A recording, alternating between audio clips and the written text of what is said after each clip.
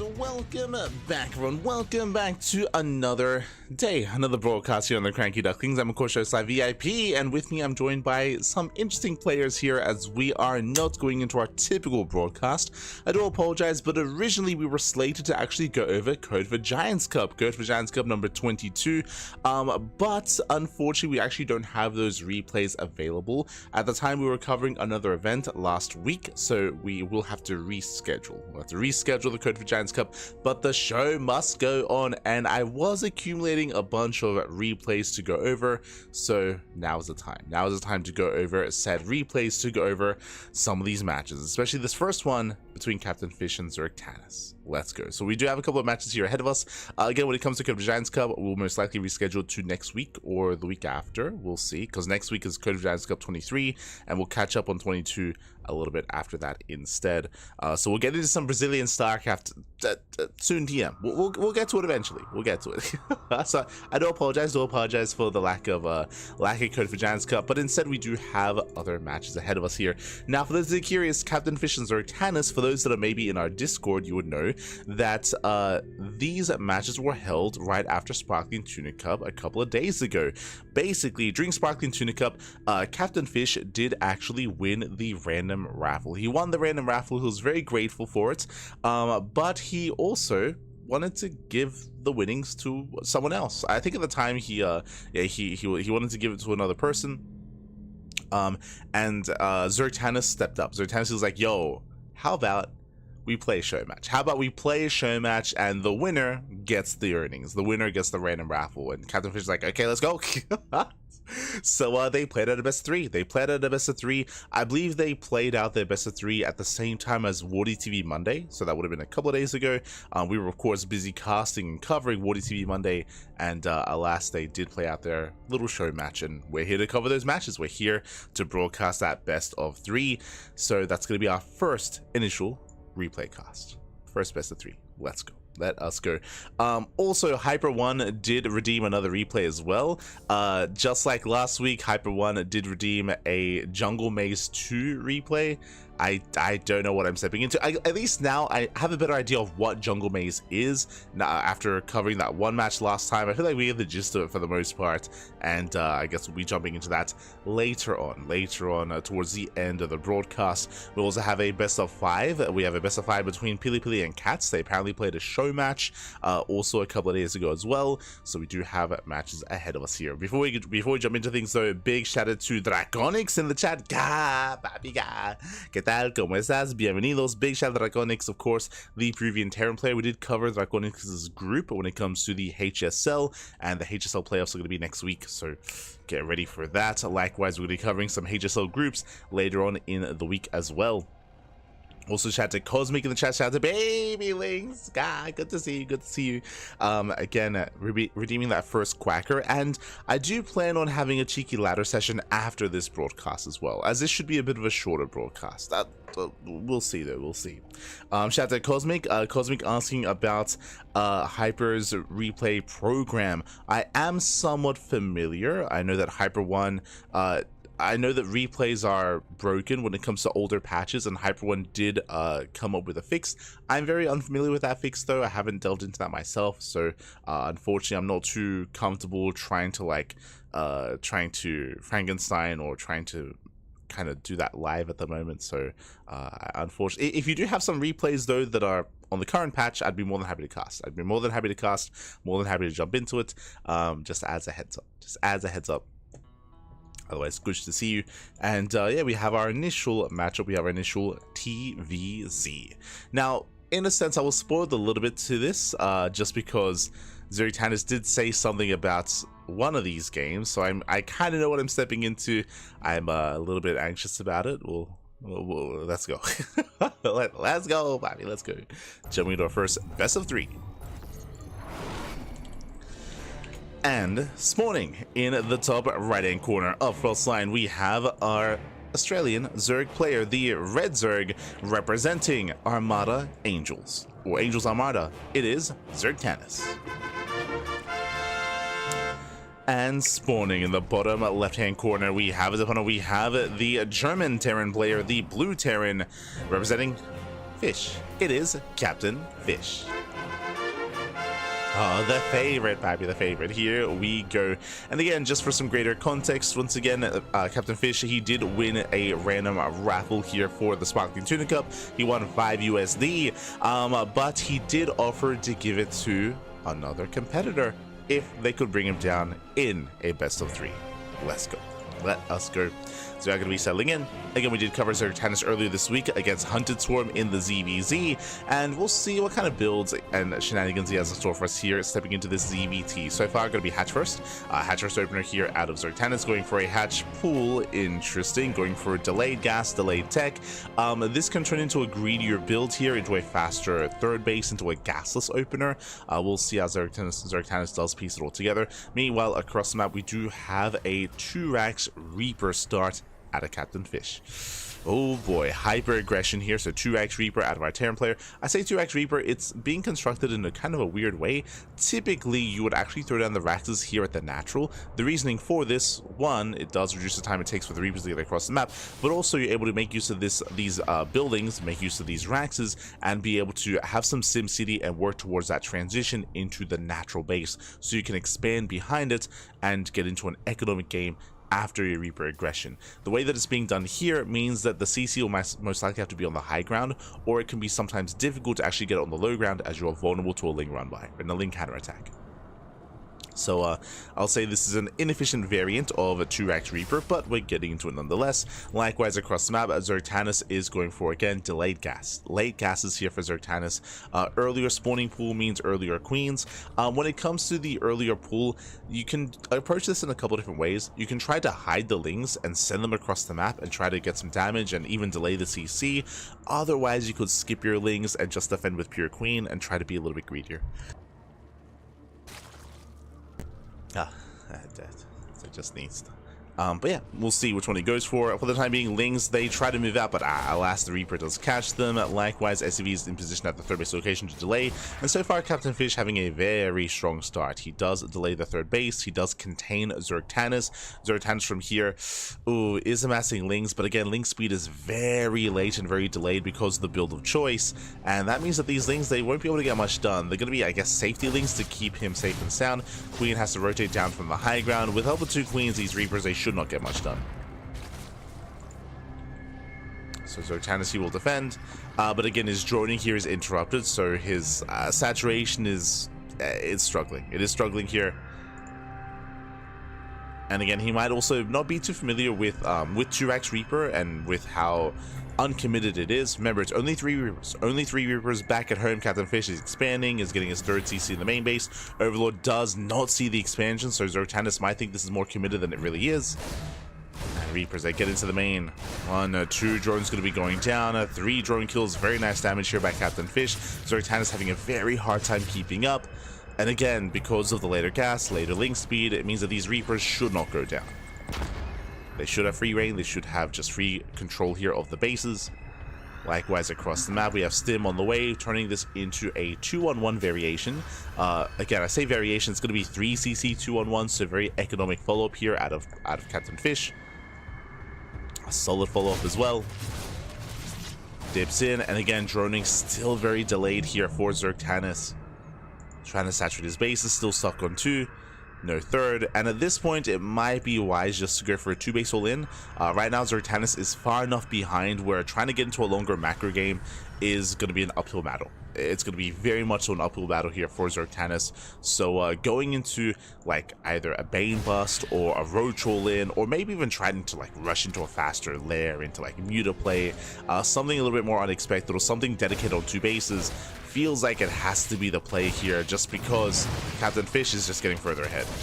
Ling speed kicks in, the Queen does not go down. Whew, thankfully, Queen does survive. Reapers are cleaned up. Across the map, we do have Captain Fish setting it back at home. We have our safety bunker. Again, Stim is almost done. Right now, the only thing keeping Captain Fish back is the lack of starport, and we will delay the starport even further. Very committed here by Captain Fish. It looks like he's going to delay even further, get into a later starport, into eventually medevacs, into eventually a move out. Now, because it's going to be a later push out of Captain Fish, this does mean mean that Zergtanis has more time to himself across the map to try to stabilize. So he's getting 1-1 on the way. We have the Lair on the way. That'll be for Bailing Speed, so it's going to be for Lingbane here from Zergtanis. We'll see if he does decide to go for the all-in. I say this just because his droning is still subpar. There we go, we have a couple of drones on the way. Oof, now he's taking more gases.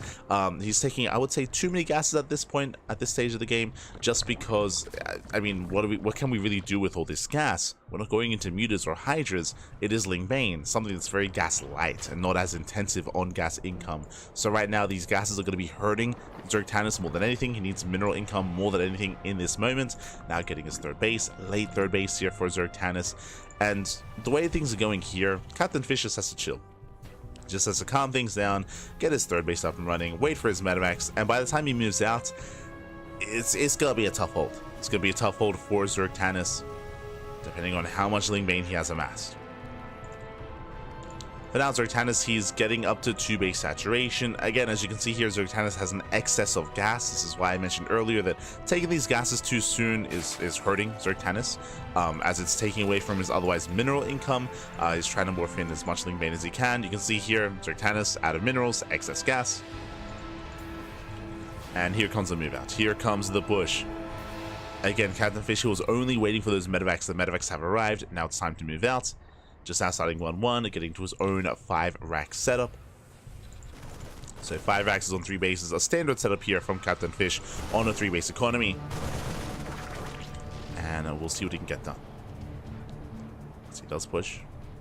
So he does move out. Bailing Speed is still not yet ready. Zergtanis is going to have a hard time engaging. Nice target firing, gets the Bailing. And likewise does hot pickup, saves 16 Marines. And again, all Captain Fish has to do is just control well, poke in, deny creep, build up back at home, and macro out of this. Zergtanis, for the time being, is hyperfixated on Lingbane, is going to be taking up into a Spire and into Infestation Pit. Double Spire, once again, a lot of resources invested into tech here, less so into the economy, as we're still on under 3-base economy here for Zergtanis. So Zergtanis in the long run can't really afford this. He can't really afford this kind of tech. Oh! Once again, nice target firing on those Bailings. Captain Fish does pull away, bleeding out 3 Marines. So far, very efficient trades.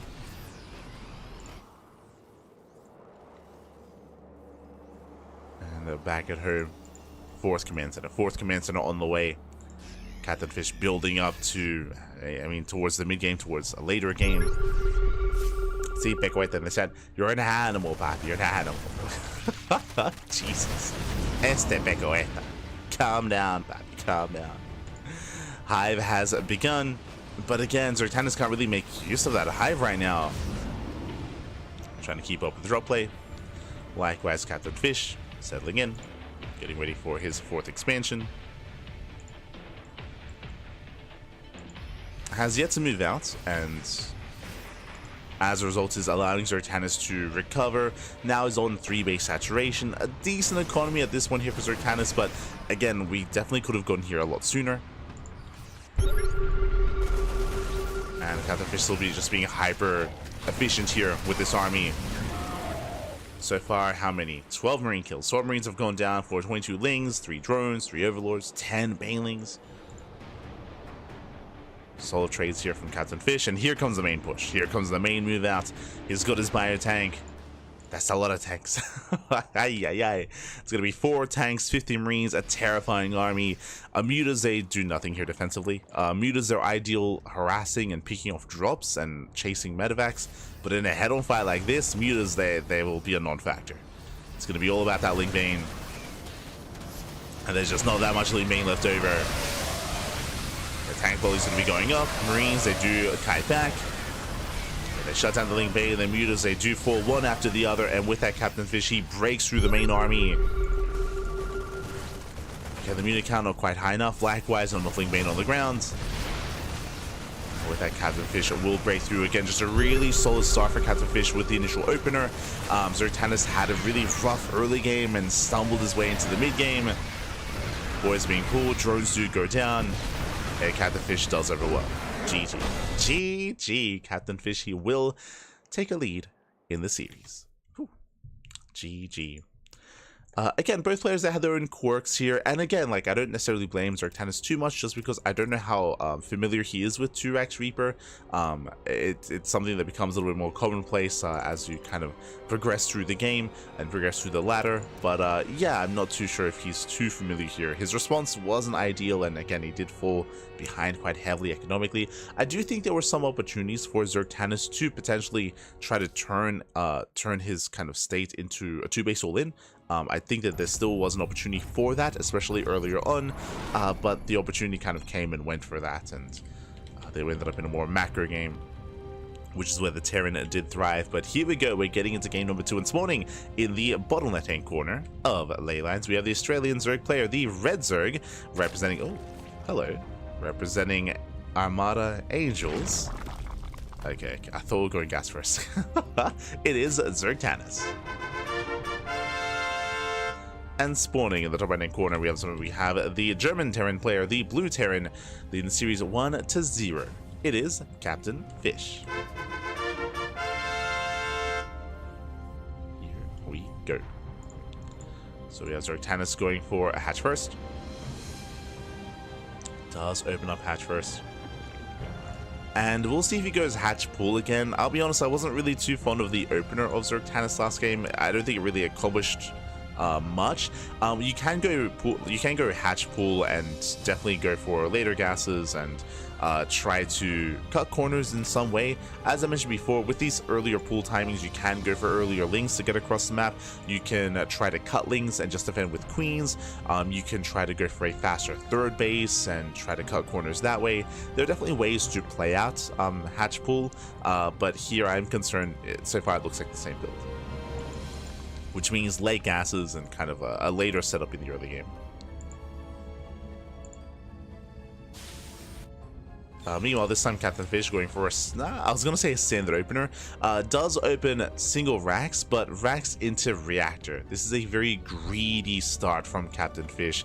Going to be racks into reactor into CC. What does this mean? This means no Reaper. No Reaper across the map, so scouting is going to be limited to the SCV. This means if Zergtanus did go for a 2-base all-in, if he did go for something like a hidden Roach Warren or a Baling Nest, there's a very high chance here that Captain Fish would not scout, would not be able to scout, would not be able to confirm. As yeah, Captain Fish is opening up Marine.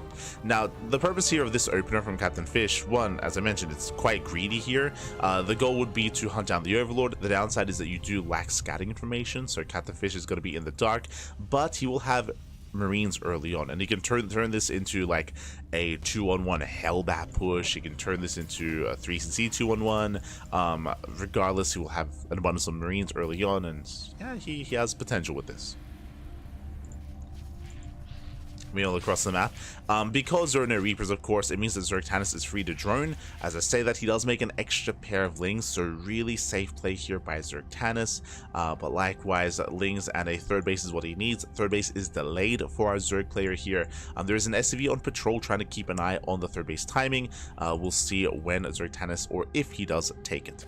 Likewise, Zergtanus, he stays in gas. We did take note of this last game as well. With all this excess gas here, okay, we're gonna make use of it. Let's go. Roach Warren has been thrown down. Let's go. Okay, so early Roach Warren. This I'm less fond of going for double Evo chambers. That is quite expensive this early on. I do like the early Roach Warren. I like the idea of going for an early Roach push, especially because of the opener. Remember, no Reaper, no Scout. Captain Fish has no idea what's going on, so Roaches, they can catch him off guard and they can bring him down, but again, a lot of this is going to come down to the timing here from Zergtanus. Now, the problem with double Evo chamber is that double Evo chamber and rushing to upgrades like this, I guess, is okay if you're trying to go for a longer game, but going for such an early Roach Warren screams that you want to go for an early push, which means these upgrades will be a non-factor, right? They're not going to help you when it comes to the early Roach timing. They're not going to help you when it comes to the all-in, assuming that this is an all-in. So because of that, this is kind of, I would say, a bit of a waste, a bit of an inefficient start here from Zergtanus. We'll see if he does get into Roach production. Right now, Zergtanus, he's banking up that lava. There we go, 5 Roaches are on the way. He can soon move out. And again, you can see that we're not really making use of these Evo chambers.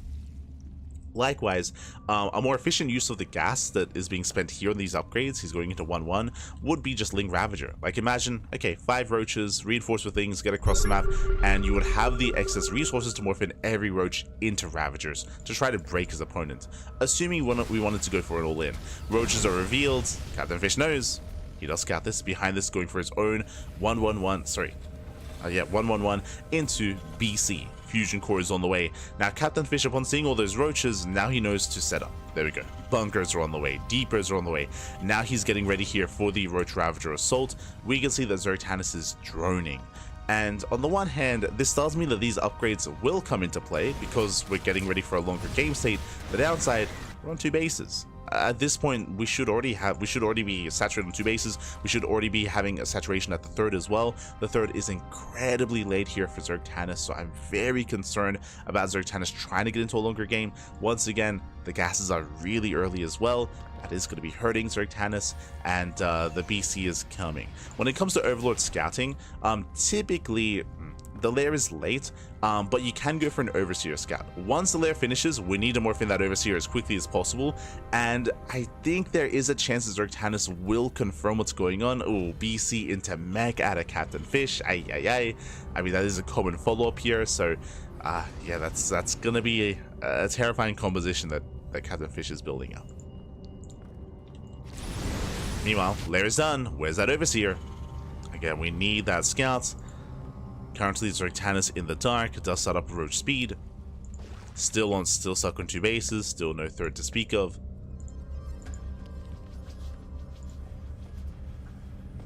And with that, that does mean that all of this is going to go unscouted. And Captain Fish, how many queens are there? I'm afraid to look. I'm afraid to look at the queen count. 2.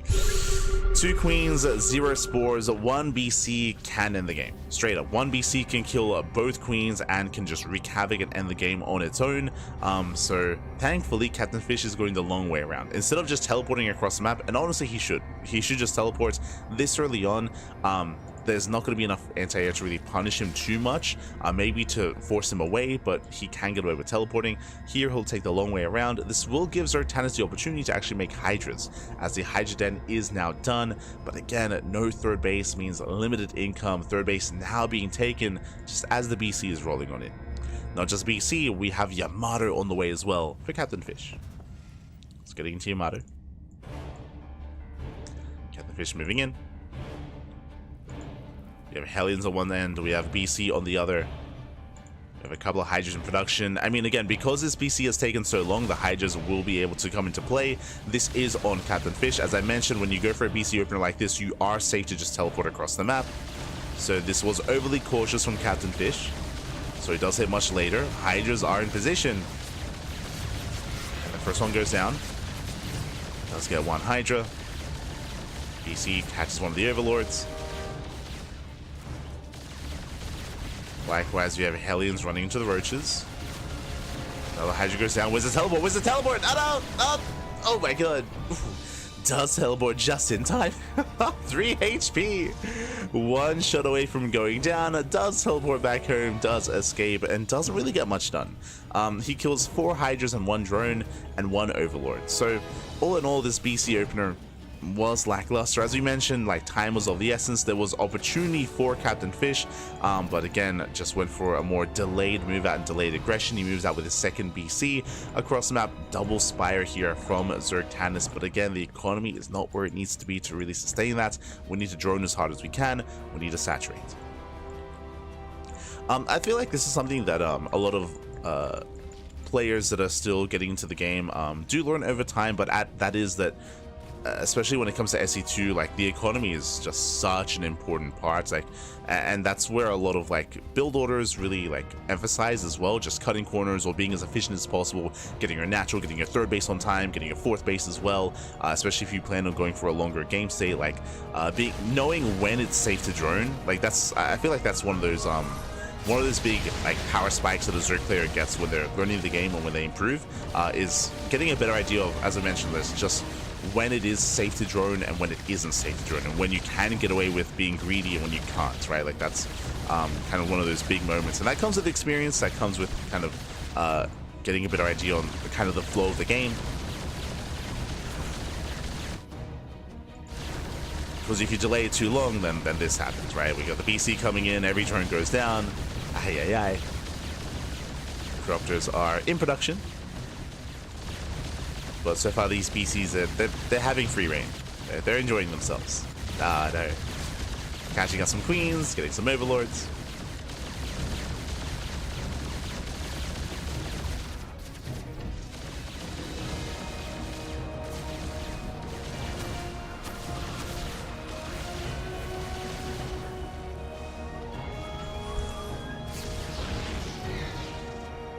As both BCs do teleport back home.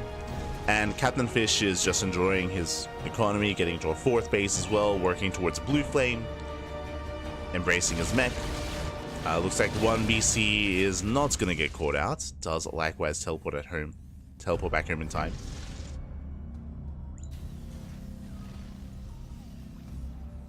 And Zertana's still just trying to resaturate, trying to redrone.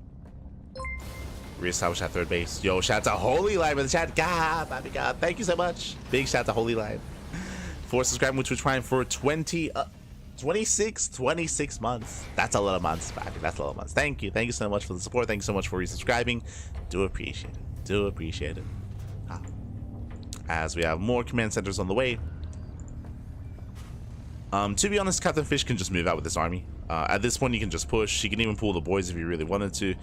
There isn't really much at home to stop Captain Fish. He's just slowly looking to max out. He's almost there. He's almost maxed out. So just really secure play. We can see Captain Fish looks like he wants to wait for his Thors. So Thors are on the way. We have 1-1 upgrades here from Zertanis. And again, sure, he's going to have some okay upgrades, but because of his lack of economy, 2-2 is heavily delayed. So again, the initial rush into Duckling Chamber wasn't worth it as we didn't quite get into 2-2. Likewise, just now trying to redrone, now getting a 4th base, once again prioritizing gases. And here come those BCs. Now, there may be enough anti-air to deter them. It's going to be close. The Ravagers will help. Mineral Line's going to be going down.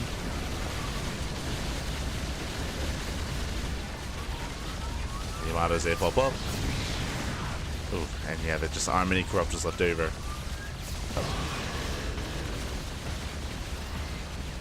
Oh, the Wilds do connect. Hey. Not bad. 1 BC good. Let's go. Gets 1 BC. Again, thanks to those miles. Meanwhile, Captain Fish is maxed. Captain Fish, he is maxed out. He has his Thors, has his tank-based army. Can soon move out across the map.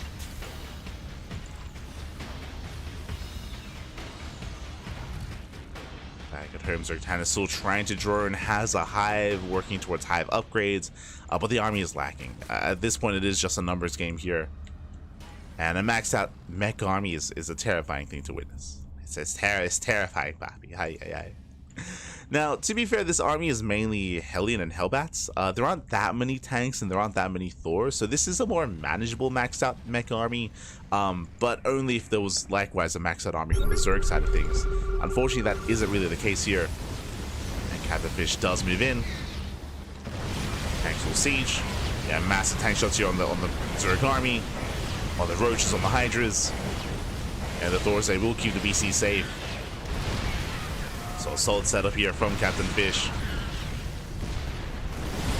So he does move in. Yeah, and with that he overwhelms. He overwhelms the main army, the Roaches, Hydras, and Corruptors all go down. The base has fallen, GG gets called, and Captain Fish will take the series 2-0. GG. Whew. GG, will play. Captain Fish, he will keep his money. We'll keep his money. Let's go. Del told on those 5 USD. Again, just for some greater context, for those that are curious, Captain Fish did win the random raffle over the weekend during Sparkling Tuna Cup, and did offer to give that money to another viewer, another competitor. Zertanis did step up, but alas, does fall here to Captain Fish. GG, well played. GG, well played.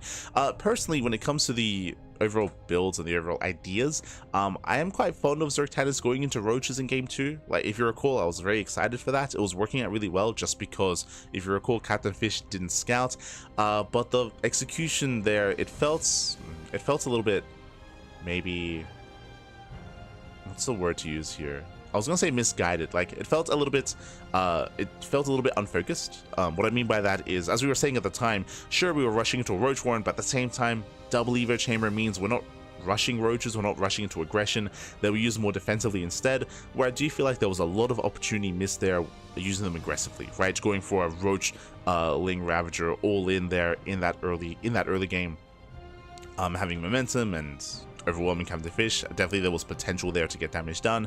Likewise, unfortunately, we saw lack of scouting as well, and part of that lack of scouting and part of that uncertainty also most likely leads into the lack of droning, right? So we mentioned before that there is definitely a learning curve when it comes to knowing how and when to drone, and it did feel like because Zertanus was stuck at home and did have limited scouting information, again, droning and bases and expanding was definitely struggling there in that game. Regardless, GG, well played. With that, congratulations, Captain Fish. When it comes to his play, I mean, solid overall. I do think definitely could have been a little bit more aggressive with their initial BC opener. Likewise, the 2x Reaper execution in the previous game was unique, to say the least. But I mean, it worked. Did work out in the end. GG, well played. That leads us into our next series here, so congratulations to Captain Fish. That leads us into our next best of 5. Here we go. We have some old school players.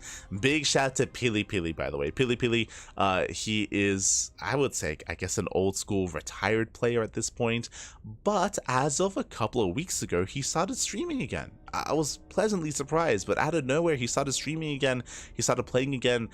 Great to see the return of Pili. I don't think he intends to necessarily compete, but he's like playing in his free time. He's playing and streaming in his free time, so it's great to see him back. Likewise, Cats did step into the ring as well for this best of 5 show match versus Pili. Let's go. Let us go. It's catching up in the chat. Not gonna even ask what it means. Oh no, what that means. Don't ask, Pappy. Don't ask. Este Turbo Quacker. Boomers, let's go. Yes, the Boomers. We have our own Boomer show match. But Pili, he recently came back to streaming, and Cats has been very active in this chat. So it looks like they did agree on a show match in a StarCraft Evolution show match, might I add. So very excited to see how Cats and Pili do actually approach this. Now, coming into game 1, oh boy, they're not playing their main races, let me say that at least. So it looks like we might be playing random, or maybe just picking races and having some fun with it. Let's go, jump into game 1. Game 1 is going to be on Fear and Faith. I've never seen this map before, so I have no idea what I'm stepping into. And yes, I have confirmation, random. So both players are playing random. Let's go. Double random back. Spawning in the top left hand corner of Fear and Faith, we have the American random player, typically Protoss, but rolling Zerg, the Brood War Zerg player. It is Pili.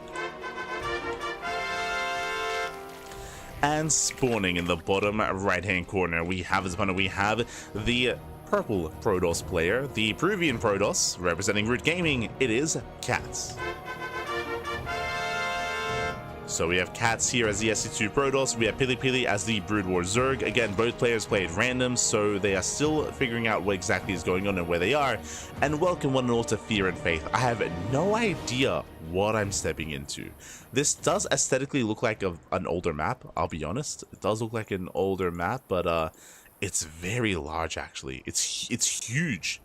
Jesus. Oh, that's why. 4 player. Okay. 4 player spawn map. That explains it. I was like, mate, this map is massive. So 4 player spawn map.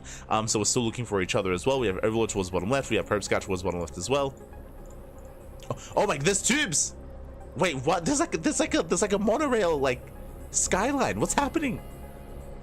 We got some probe scouting tubes from base to base. From end to end, oh my god, we have like a whole train system. Let's go. Probe Scout comes in. Catsy finds him. Look, we have like connecting like monorail system, like connecting all the bases. That's crazy. That makes it so much easier to expand. Like, you can very easily send a worker across and just take a corner base. Okay. Likewise, you have also connections here as well. From one end to the other. So we have a couple of connections. Yeah, here towards the top side. Here towards the south, and here on the right hand side as well. Unfortunately, there's no train rail system in the center of the map, just around the edges. But that is crazy. Like, imagine worker rushing. imagine like spine rushing in a ZVZ where you pull the boys. But I mean you can't even do that because, again, as a reminder, it's 4-player spawn. So if you did try to worker rush on this map using the tunnel system, there's a good chance you don't make it to your opponent. Like, ay, that's crazy. Okay, let's go. This looks new, not old. Yes. Now that I see this looks like a new map. Or this, I say new map, I wouldn't be surprised when I say old map. This could even be like a Map Maker's Delight map. If you recall, that was back in 2021. Like 2020, 2021. For those who remember, Map Maker's Delights was kind of an initiative to kind of incentivize map makers to have like quirky ideas and quirky builds, and quirky like ideas come to fruition. Things like this. We saw like these like boost pads as well, and like all these other little quirks. Like we saw there were like vents as we're rushing, by the way, and Cats is in trouble. The pylon's gonna go down. Lings, they do flood in. They're gonna surround, and this is looking dire here already. The first adept does fall. Probes are gonna be picked off one after the other. There's nothing left to defend. There's one adept that's halfway done. We're going for the pylons. We're going for the kill. And before we can really embrace this map, the game may just be over. This Stargate is depowered. The second pylon under fire. Boys, they have to be pulled, but this is a late reaction from Cats. Yeah, very late reaction. Everything gets depowered. And as much as this map was interesting, we may not be here for long. But that's going to be 10 probe kills. Ay. Yeah, 10 workers go down, getting up to 11. And this is game ending damage at this point. At this point, this is already game ending. Back at home, Pili is getting to his own Hydra tech. Likewise, no layer yet, just embracing Ling Hydra for the time being. Lings are running out, but the damage has been done. But yeah, Map Maker's Delight, it was just, an initiative for like these quirky ideas and the quirky builds. I wouldn't be surprised if this was one of those maps, but it's been a long time. Again, like 2020, 2021, 2022-ish era of StarCraft. Hold on. Mapper's Delight, Liquipedia. This is Fear and Faith. Mapper's Delights. Let's have a look.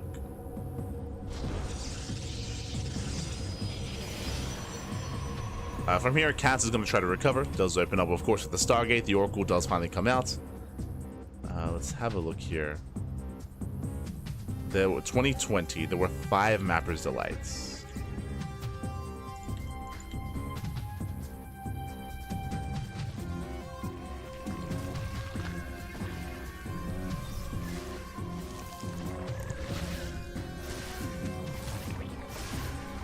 So far, we do have spore colonies here in between the bases or in the mineral lines.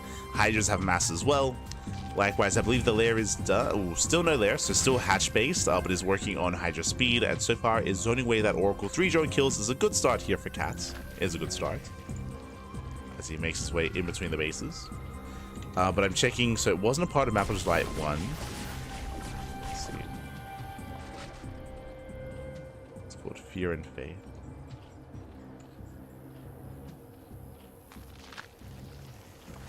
There's so many maps.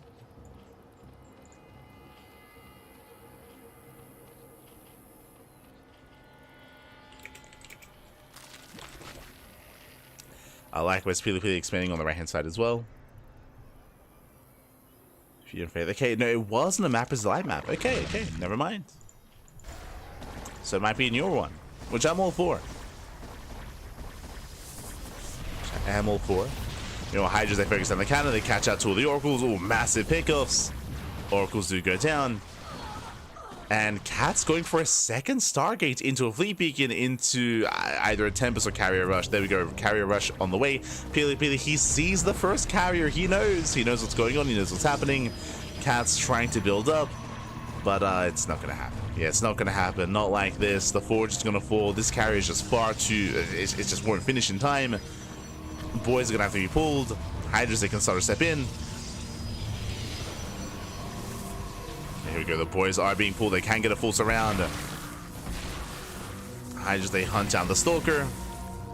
It looks like this first carrier will pop, but here come the reinforcements. Here come even more Hydras. Nice kiting. So far, nice kiting. Oh, gets surrounded. Hydras get cleaned up. First carrier has arrived.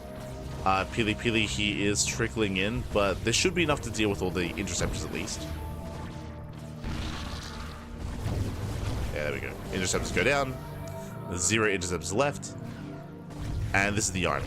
One carrier. One carrier is the army. You have a second carrier on the way in the main.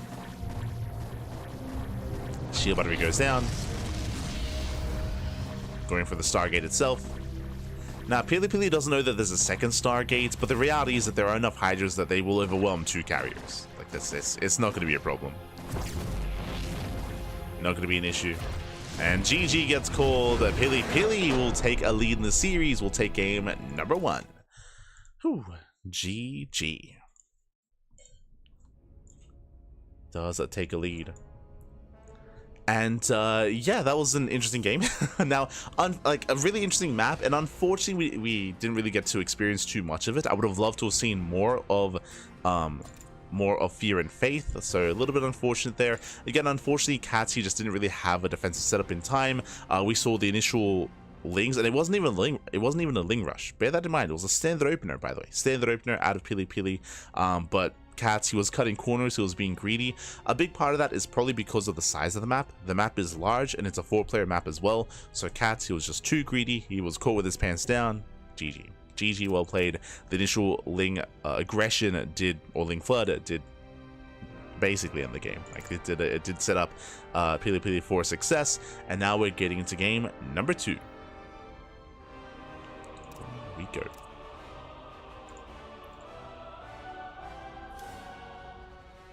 And once again, we're going to be featuring some more unorthodox maps. Let's go. I'm ready. I'm excited.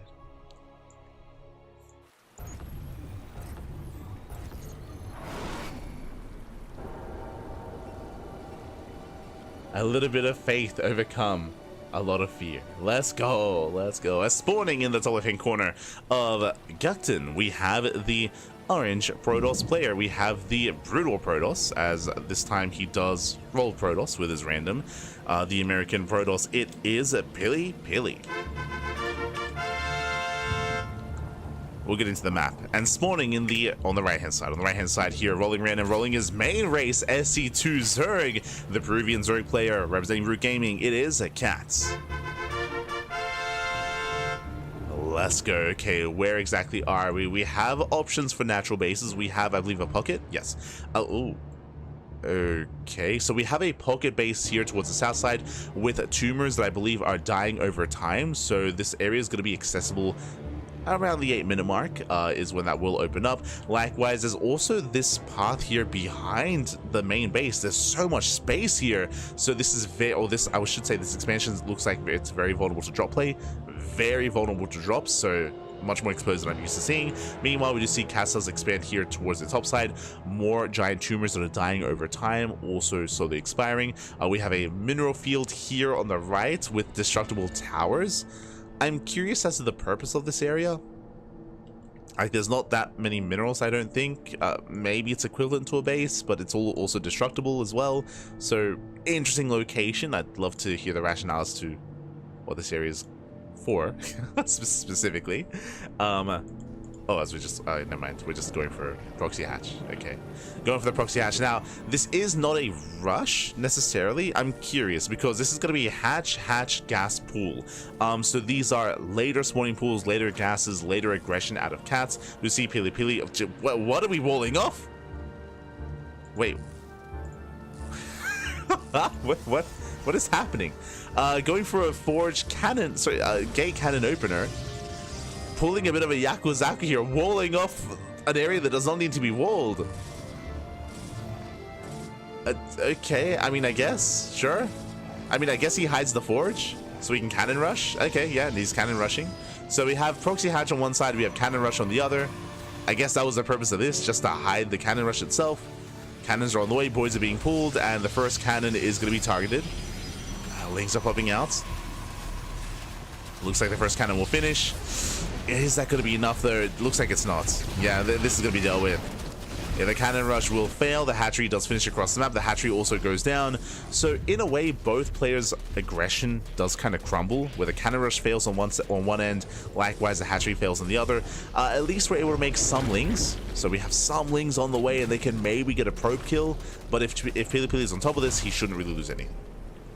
He shouldn't lose much, as lings are flying across the map. I would love to look at the center of the map right now, but I haven't even been able to. Boys are being pulled. Lings, they pull away.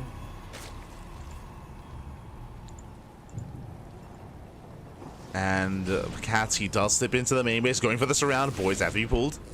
Yeah, they're being pulled once again. Nice control here, but Pili Pili gets surrounded. The Dragoon is surrounded. Massive pickoff. Likewise, Cats heads down to the low ground. Let's head down. Dragoon is exposed. Oh, does move away. Zealots, they stride in. I love how the Zealots walk, always, like the Brood War Zealots. Ah, beautiful. As Lings, they can maybe get a probe kill. They do deny some mining time, but for the most part, this is dealt with. And now, we can finally embrace the map. We can finally embrace the map. Okay, so outside of how quirky our bases are, outside of just that, what else do we have going on? Let's pan over. Let us pan over here. We do have Xel'Nagas towards the top side. Interesting. So we have the Xel'Nagas towards the top. No Xel'Nagas towards the south side. Bear that in mind. The towers, or I should say the tumors, are still standing strong for the time being. Still for another 4 minutes. Slow zone in the center of the map. Interesting. Rocks as well. So it's not actually too easy to actually make our way through the center of the map. But this southern half does open up as the game does progress. Interesting. Is interesting. Looks like a bait base. Well, I mean, that wouldn't. I mean, that doesn't make any sense in my mind. But I am curious if because there are so many patches, I'm curious, like, additively, like, if there are as many minerals here as they are in a regular base. Like, that would be interesting. Like, if this was like an alternative. Like, this, if this is just as, you know, if there's as many resources here as there would be here, then this would make more sense, I guess. Otherwise, like, I'd be interested to know the purpose here. Like this wouldn't be here just to, like, bait someone to expand. That doesn't make any sense. So yeah, curious. I'm curious. The base has a path behind the mineral line. Right here.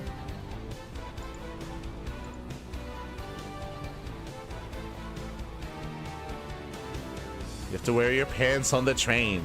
Can't cut corners. True, true.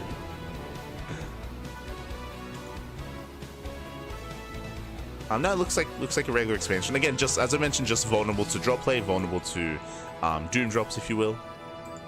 More so than other expansions. Meanwhile, we do see Pili Pili going to be going into 2-base carrier. Let's go. Building up on carriers. Meanwhile, Cats is going to be cutting workers early on. He does have a 3rd base, but no drones. No droning here, so Cats is going for a 2-base all-in.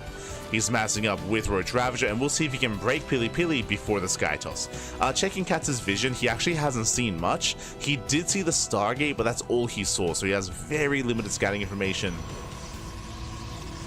We'll see if Cats can pull this off.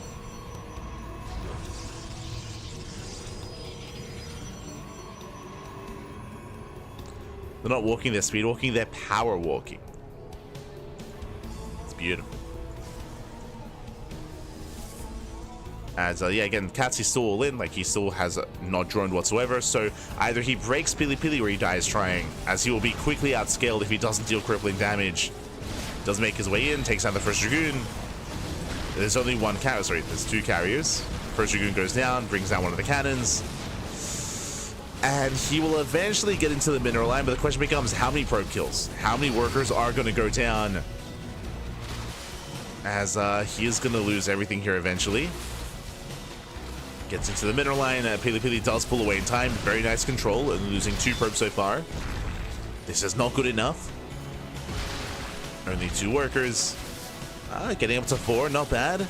Getting up to 5. 5, now up to 6 probe kills. 7 even. We're getting there, getting up to 8. Oh, now the boys have to fight. Roaches, they just keep filing in. The DPS output here of these carries is just far too low. It takes too long. Takes too long. 17 probe kills, and this is quickly becoming game-ending damage. Whew. It took a while. It took a while to really get going. But again, you could see just how slowly the carriers would kill. They only have 4 interceptors. Bear that in mind.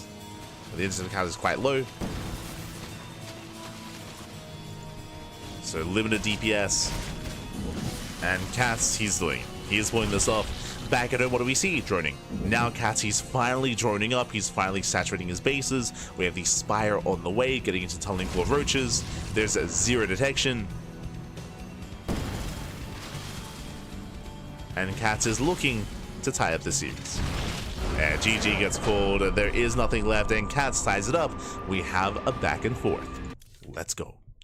GG, well played. We do have a back and forth here again. Unfortunately, when it comes to detection, there was 0 detection, so no way to deal with those roaches. And we saw it was actually quite close. Pili Pili, he was initially defending quite well, but the roaches eventually got out of hand. Pili Pili, he wasn't making any additional Dragoons. He didn't have any additional cannons in the main base. Just barely didn't have enough. GG. GG, well played. That leads us into game number 3. Map we're much more familiar with. Okay. Much more familiar with. We're going to be loading into Talisman.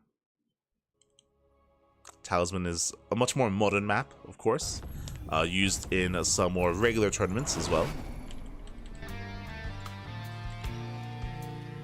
And spawning in the top right-hand corner of Talisman, we have the orange Terran player, the Brood War Terran, for the first time here tonight. We're being forced into the Tide series. We'll see if we can bring it back. It is a Pili Pili. And spawning in the bottom left-hand corner, we have someone going for the 12 pool. Oh my god. Going for the 12 pool, we have the Brood War Zerg player from Peru. It is Cats. Here we go. So we do have the 12 pool on the way. And we'll see if it's going to be a 12 pool drone pool. He might just commit. Now, the scary thing about what Cats is doing, remember, they're both playing random. Cats does not know what he's up against. He's just now drone scouting. Going to drone scout across the map. Lings will soon amass. And I do favor Pili Pili in this position. At least currently. We'll see how he's able to respond. SCVs, of course, are quite tanky. They can trade quite well. Pili Pili, he does move down here towards that. Oh, actually moving out to scout. Does confirm the drone. He knows. Pili Pili, he is now aware. Lings are amassing. We'll see if Cats does pull the boys. Now, because it's Brood War Terran, there's no wall. Remember, depots do not lift and land, right? They don't go up and down. So there won't be a full wall here on the high ground. I mean, we could if Pili Pili realizes what's going on. And the SCV scout will confirm the links. Yeah, he knows. He's now aware of the 12 pull. We have gases on the way. No expansion yet out of Cats. He does not pull the boys. And back at home, yep, there's the full wall.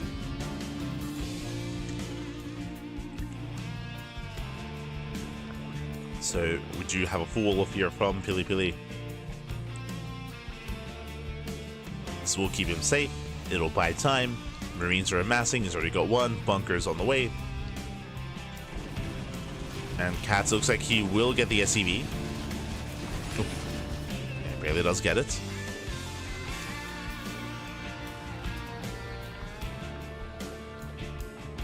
I mean, well, Cat's taking the net. Let's go. Does take the natural base of Pili Pili. Interesting. With this, he can try to contain. He can try. I mean, On the one hand, he can try to contain with spine crawlers with sunken colonies, but I don't want him to commit too hard because remember, Pili, he can just expand here towards the left-hand side. He has an alternative natural base, so he can always expand elsewhere. Hatchery is done. We have a couple of drones on the way. We'll see if Cats does attempt some sunken colonies. Our SCVs are under attack. Cat's going to be expanding towards his opponent.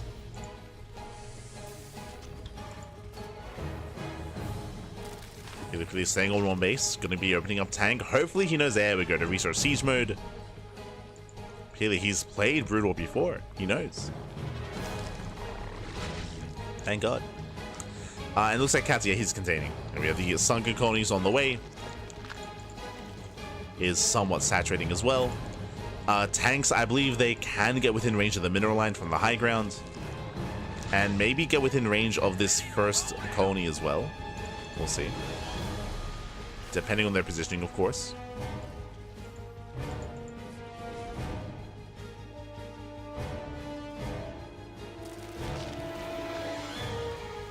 And of course, Pili will need vision as well to actually be able to fire.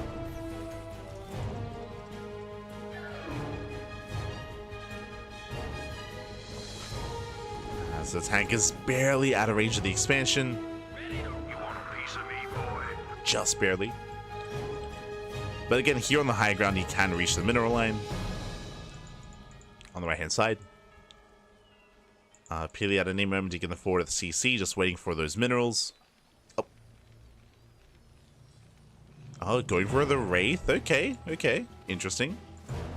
Does go for the Wraith instead. Meanwhile, Lair on the way for Cats. Based on this Lair first, this could be Muta play. We could be rushing into Mutas or trying to rush into Hive Tech, but there it is. Spire. It is going to be Muta. So Mutas for Cats. The reason why we assumed it was Mutas is because you don't need a Lair for a Hydrotech or Lurker, or just Hydrotech, I should say. So Mutas are the go-to. Pili breaks out. There's honestly not much to defend. And Pili, he will shut this down. Cats, he knows he cannot hold on. He evacuates. He gets the hell out of here. And the base will fall. Cats, he pulls away. And he will lose a hatchery. He will lose 2 colonies, an overlord, and all these lings. As Cats should cancel these lings. And hopefully he does. There we go. Does cancel. Thank God. Pili can now expand. And the question becomes, can Cats defend this expansion? Can he defend this base against the boys of Eve? Let's go. He pulls the boys. It's going to be a 1 base all in. Lings, they actually catch the tanks. Oh, they try to, but alas, the boys are here. And Pili is not stopping. He's not stopping. He doesn't know which expansion Cats went for. He could just kill this base, but Pili goes straight down mid. The Lings, they catch one of the reinforcing tanks. Nice pickoff. So very nice counterattack here by Cats. He's going to pick off whatever is left across the map. Back at home, there are 5 Mutas on the way, and there's nothing to defend. There's workers. That's it. Especially with these Wraiths, what are the Mutas going to do? They're going to die. Pili does move in. Tanks, they deal with the initial expansion. Drones are getting caught out. Here come the Mutas. First Muta goes down. He gets 1. He gets 2. 2 Mutas fall. There's 3 Mutas left. Down to 2. And soon to be down to 0. Some Mutas are being forced back. Oof. There we go. Every Muta will fall. And with that, Pili should be able to snowball out of control as we're down to what? 4 Mutas. Down to 3. And the Wraiths on their own can clean this up. There we go. 2 Mutas remaining. They do deal with the Wraiths. But there are still Marines left over. They catch another Muta. Is there any mining across the map? Yeah, there's 1 SCV. Lings, they're going for the Marines. Oh, if he can focus on the Marines, then maybe he can win the game. The Marines, the fire. He does get them. Yeah, he barely does get them. Pili out of position. No shot. And Cats with 3 Mutas. Suddenly, he can win the game. I say he can. These buildings will eventually die. These buildings will starve out. We need to kill the gas geysers. We need to kill the gas geysers. Get the gases. No, he's going for the spire. This is not it. Oh, GG. He GG's out. I mean, they're still mining. There's still mining going on. There are Marines on the way. Technically, hold on. Technically, cats, because those tanks were not killing the gas geysers, these gas geysers, they will not bleed out. So this was a mistake from Peely. Peely would eventually lose all these tanks. The question would have been, how many Marines would he have built? Because he had one SCV mining, right? He had one SCV mining. If he was able to get a decent Marine count out, then maybe he wins.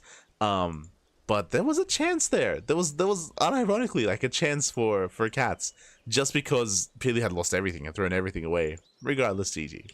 GG, well played. Peely takes the lead. Oh, my apologies. Okay. Stack of ones, Zerg buildings don't bleed out from no creep. Oh, there you go, there you go. So there was reason to focus down the Spire. But yeah, the point still stands that Peely definitely could have, I mean, sorry, that cats could have brought it back there, but it all comes down to how many Marines, right? How many Marines would Peely have been able to crank out with that one SCV mining, right? That's what it comes down to, and that's a tricky one. Aye. GG, well played. To be fair, cats, he didn't know there was only one SCV mining, like he didn't know what the economy was looking like. So GG, that leads us into game number 4, and we'll see if we can go all the way to the ace match. Let's go. Let us go.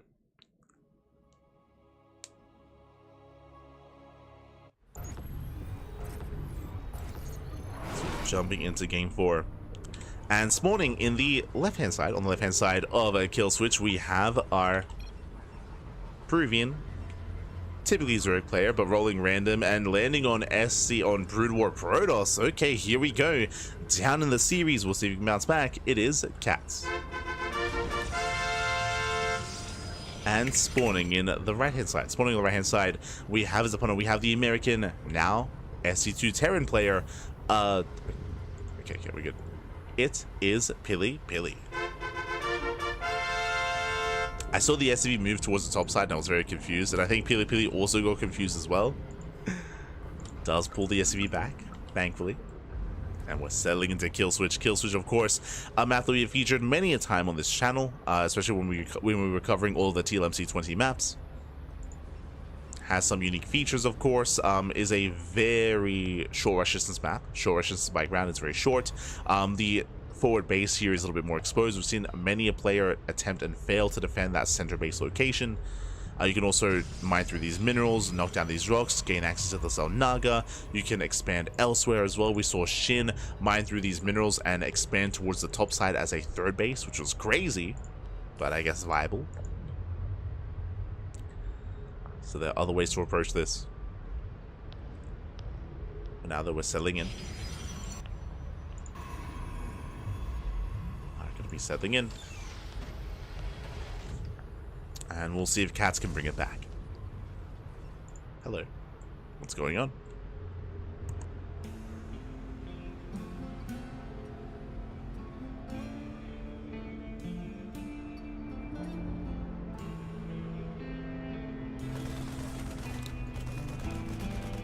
The probe does dip in.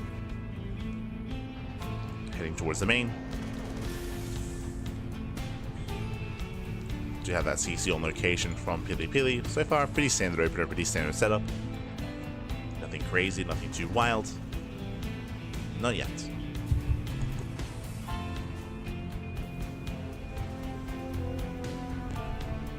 I spoke too soon. I spoke too soon. We have a second, now a third Rax on the way. Okay, so it's going to be a 3 Rax stim timing at a Peely. Very aggressive. And on a map as small as Kill Switch, it makes sense, to be honest. It does make a lot of sense. This is a little bit of an old school build here, but still very effective. So it is going to be 3 Rax stim. Meanwhile, Cat's back at home, opening up with a second gateway and still has yet to piece it all together. It's going to come down to Cats scouting the build and slowing it down ahead of time with those Dragoons. So the pressure is now on Cats as he is building up 2 Dragoons at a time.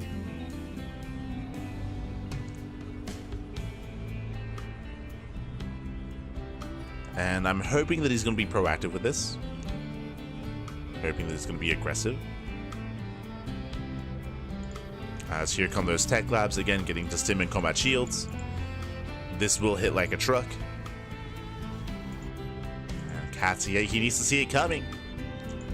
But now it does move out across the map. And no bunker on the high ground, so a bit of a interesting, or I should say a bit of a greedier style here out of Pili Pili. No bunker means that the Dragoon can actually get some shots off.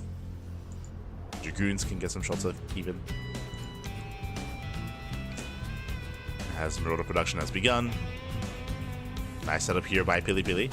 Oh! Takes down the first Dragoon, at least attempts to. And will bleed out some Marines, and he does not get the Dragoon. Still rallying in though. Still not stopping. Can he get it? Up! Can he get the Dragoon? Not quite. Not quite. Cats does pull away in time. And Pili, how many Marines does he bleed out? He bleeds out 2. 2 Marines so far. Cats, he backs off. Behind this, we're waiting for our take of choice. Oh, rushing into a third! Oh no. Oh no. He rushes into a third base. I'm very concerned. This does feel quite greedy here from Cats. He's going for a third base, now into charge. This does mean that he has limited production, limited reinforcements, just now getting a third gateway. Marauders are revealed. We're waiting for Stim. Cats, he has to be very careful here. Again, once Stim finishes Pili Pili, he will commit. He may even just pull the boys with this. Cats pulls away. No shield batteries. Yeah, no shield batteries back at home. Pili moves out.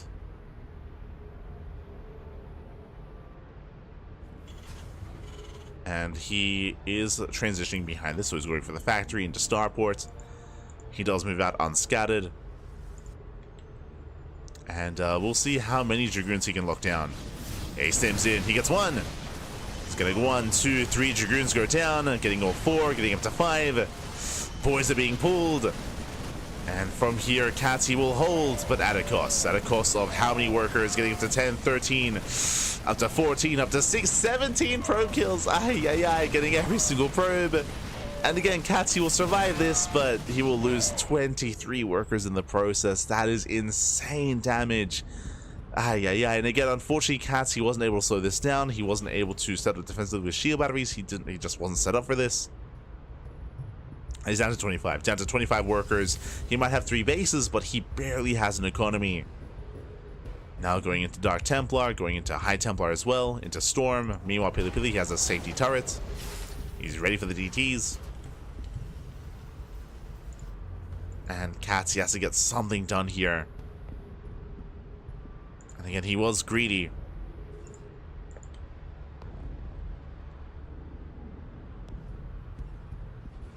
I was hoping for a game 5 back. Hoping for a game 5. I mean, there's still potential. Technically, Pili Pili, if he overextends, if he does take a bad fight into Storm, like, there's definitely a way for Cats to recover. True. Third CC's on the way for Pili Pili. And he's gearing up and getting ready for the second wave. Pili Pili, at this point, I believe he's just waiting for his medevacs. Once the medevacs pop out, then he can push. And he can push. Cat's still trying to recover. And he will have that Storm. His other legs on the way. Scan reveals the Storm.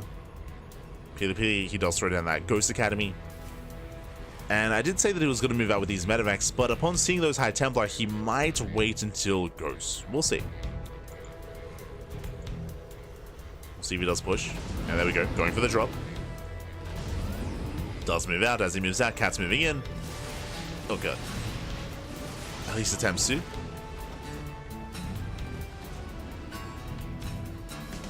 This will contain Pili Pili. Cat's checking the third.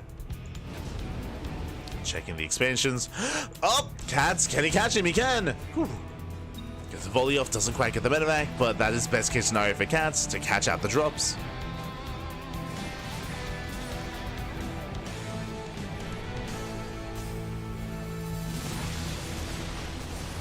So that Templar does go down.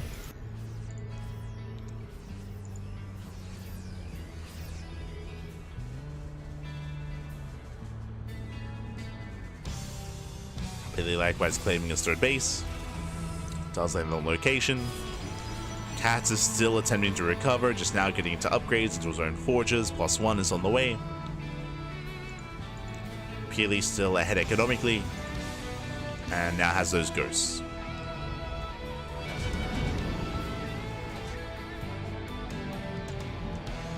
Once again, running into the Dragoons. Not again! Oh! Yeah, Medivacs are exposed, and oh my god, they barely don't go down. Jesus. But every time, High Templar are exposed though. Yeah, Storms are not going to come into play. 2 High Templar go down. Massive pickoffs, massive snipes. Storms are denied. There's how many High Templar left? 3. There's 3 left.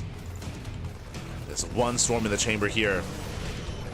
Storm does well. Oh my god. The Bio Army crumbles. Massive Storm. And with that 1 Storm, here comes the second. Oh, it doesn't quite connect. So just 1 Storm for Cats. He's down to 0 High Templar. That was all he had. And the 1 Storm was good, but imagine if he had a second, a 3rd Storm. Alas, Cats, he will lose everything. He almost recovered. He was almost there, but again, losing 20+ workers at the start of the game was just too much to recover from. And Cats, he's down to 5 Zealots. This is the army. This is Cats' army here. He's got his 5 Zealots, now up to 6. Peely moving in.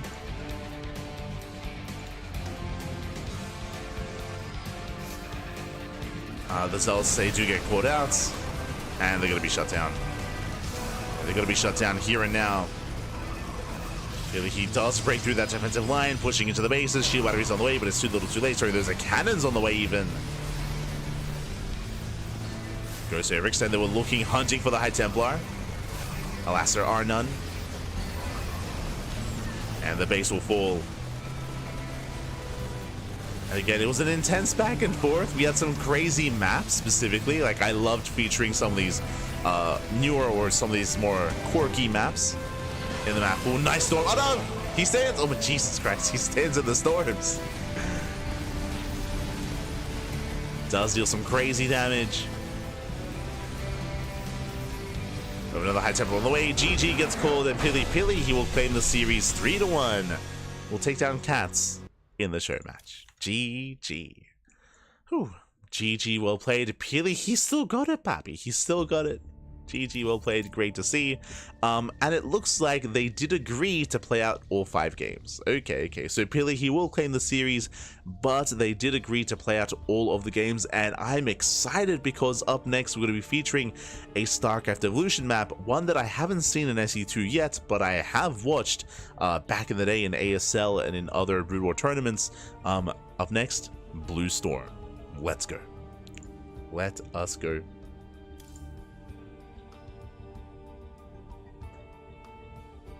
So we are jumping into game number 5. Oh my god, this brings back memories. For those that remember, Blue Storm, this was in the SSL map pool back in 2016. It was like either 2016 or 2017, and I'm sure it was probably featured even years before that. I'm sure it's an even older map, but that's when I was watching Brood War, back when SSL did begin. It was SSL Challenger, I believe. But yeah, Jesus, the memories. This is back when Wolf and Valdez, they were casting. It was Wolf and Valdez that was on Spot TV. It's back on Spot TV. Back during the back when Remastered first came out. But here we go. Spawning in the top right-hand corner of Blue Storm, we have the purple Zerg player, the SC2 Zerg from Land of Peru, representing Root Gaming. It is Cats. And spawning in the bottom left-hand corner, we have the SC2 Zerg. Oh, it's a ZVZ. Okay, let's go. Going for a pool first opener, we have Peely.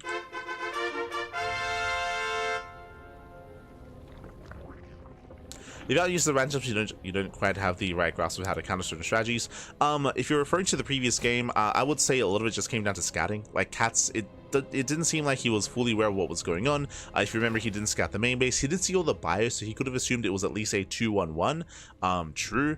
But yeah, I would for the most part agree. I say for the most part just because, I mean, I feel like your response as a Brood War Protoss player would be similar to the SE2 Protoss, where your goal would be to be active with your goons on the map while you build up towards either Reaver play or shield batteries back at home with earlier charge. I would imagine Reavers probably come out in time to help be defensive against that. I think that does line up.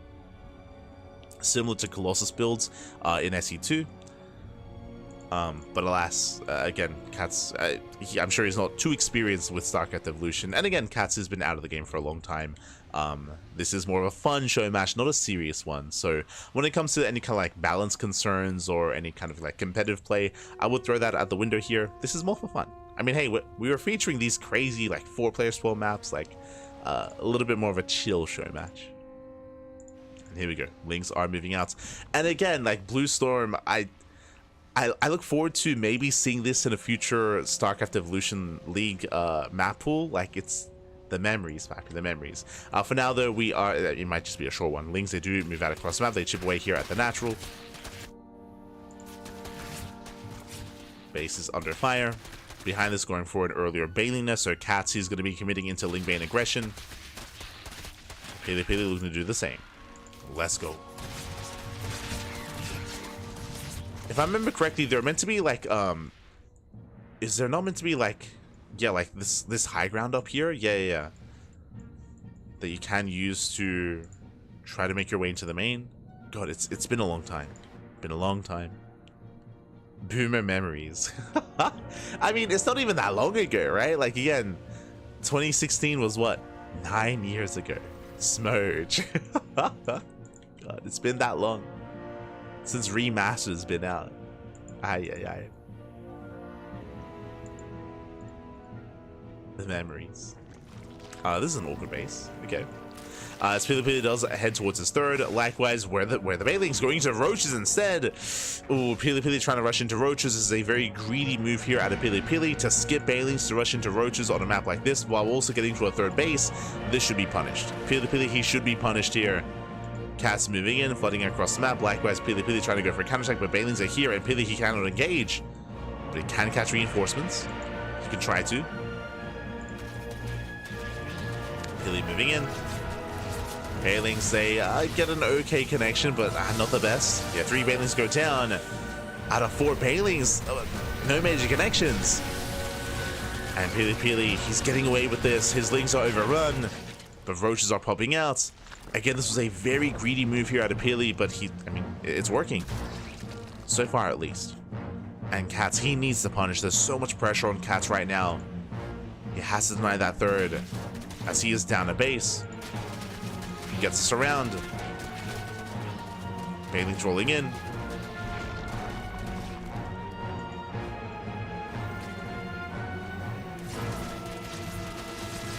Roll in, they get us around. Queen goes down. Queen does fall. Oh. As Bailings, they try to get into the middle line, but the Roaches, they will defend. Nice start stepping here out of Pili. He starter steps back. Does bleed out a couple of workers. But what about the counterattack? What about the Roach push? Once again, Katz just being active, trying to keep the Roaches back at home. Am I crazy? I could be mistaken. Maybe some of the other Brood War aficionados can correct me. Am I crazy in thinking that there was like a wall here? Like, in my memory, I feel like this center lane was a little more prominent on Blue Storm back in Brood War, right? Am I crazy? I actually want to double check. I'm curious about the VODs. But yeah, like I don't remember these areas towards the left and right hand side being as open as they are. But I could just have a bad memory.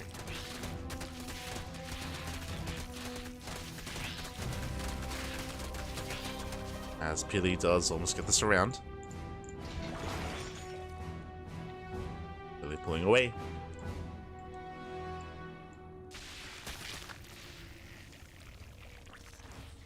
Likewise denies the Bailings. How many Roaches do we have? It's going to be 9 to 8. Very, very close army supplies here. Spine Crawler coming into play. Queen gets shut down. Bailings are morphing in. Do they finish up? Oh, it's going to be close. The Bailings. Yeah, they will finish. They will finish up just in time. They shut down the Lings. Roaches move in. At the same time, Lings are coming from behind. Boys are being pulled.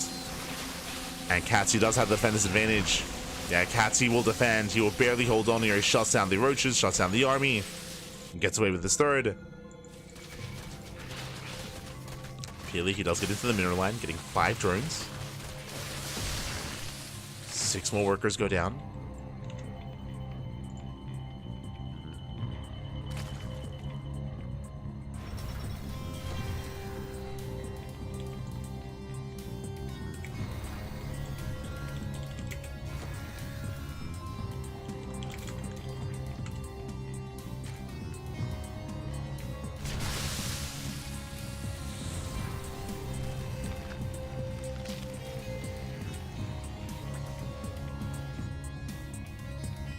Katsy is moving out. So Katsy does move out. Behind this, he has a better economy. He has a higher drone count. He does fully wall off that center location. He's got his third base up and running as well. He has more lava. Kats has momentum. Peely trying to slow the game down. Slow the game down. Building up.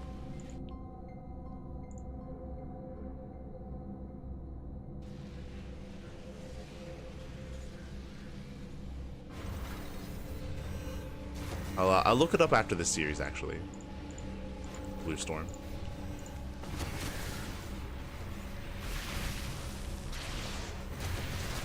So now we are amassing. Likewise, Peely just now getting to his own lair, so a much later lair here for Peely.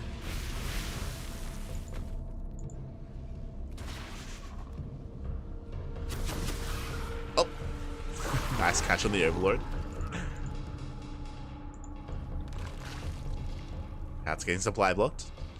Behind this is no major upgrade advantage outside of roach speed. Roach speed is halfway done for Cats. Again, he has a faster lair. So I do still give the edge to Cats. Right now the pressure's on Peely. As he is re-droning, he's trying to saturate. Catching out more Overlords. Oh, can he get it? Can he get it? Oh, he can.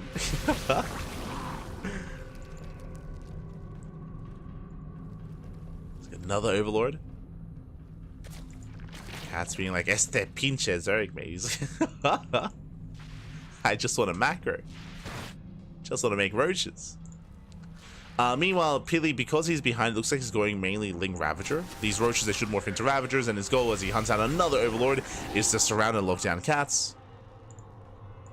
That's where the Balings come into play. The Balings will protect the roaches to avoid any kind of surround. Katsy's hoping to overwhelm with just sheer roaches. Moving on out. Likewise, Peely going for a massive counterattack. He does avoid the main army. Hits the third base. No Balings to defend. At the same time, Peely, he does abandon his own third. Cats moving in, going for the kill. Avoids the piles. Breaking through the main army. Again, Katsy does have the higher roach count. Across the map, he will lose the expansion though. But it may not matter. Oh my god. Does take the loss to the face. Roaches do overwhelm. From here, Peely, he can go straight for the natural, but alas, he's getting caught up. He's getting caught up at the third.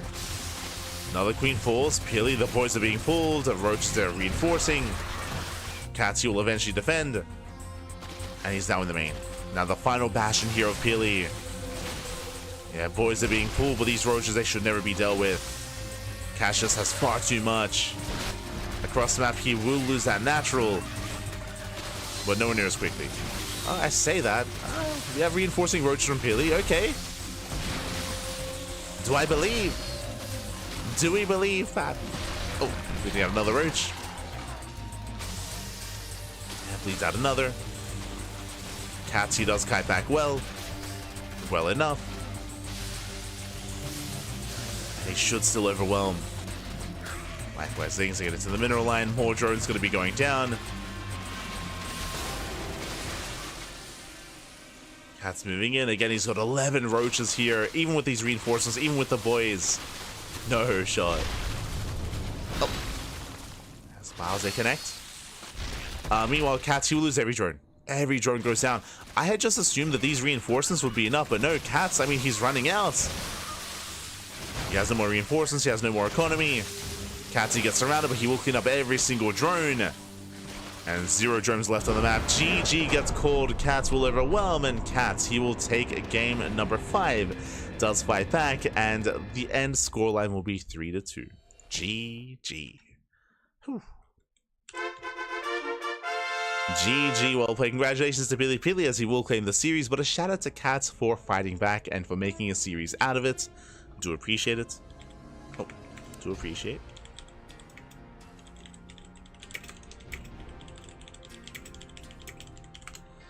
GG, well played, as again Pili, he will claim it, but again a nice fun back and forth. Again, not the most.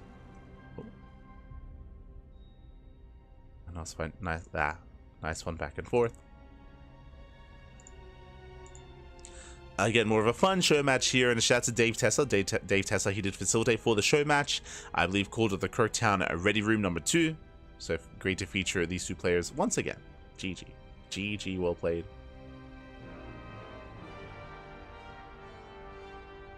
Hold on, I'm looking at Blue Storm.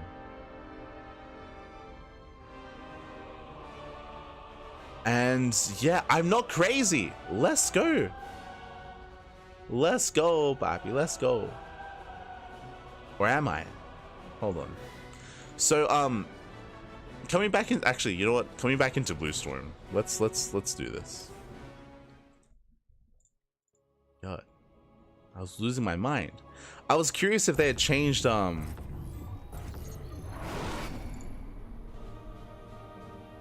was curious if they had changed Blue Storm. Oh, good. Should slow that down. One moment here. So I was curious if they changed Blue Storm. So for those that are curious, Blue Storm, this was a map that was featured in the Brood War Remastered initial Star League of SSL. And in my recollection, my memory, I remember this center location being more prominent. And I remember it being more difficult to branch out into the other fringe areas of the map.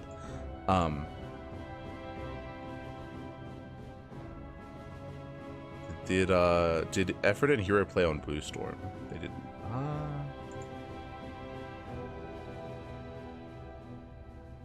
Were these best of ones? God.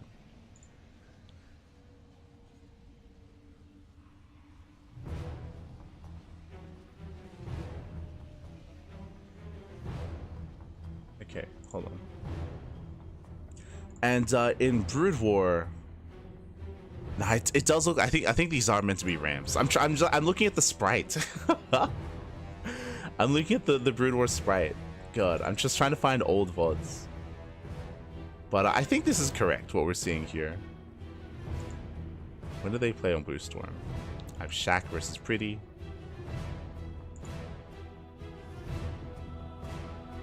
Show me Blue Storm. Let's see. Light versus Rain.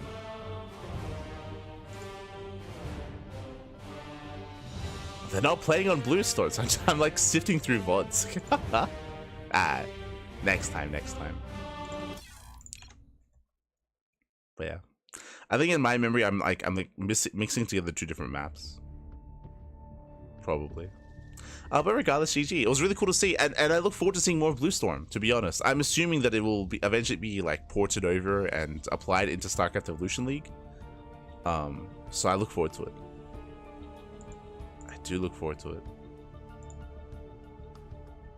Well, crazy. That's what a crazy person would say. True. But yeah, you can see it here. Hold on. Bam.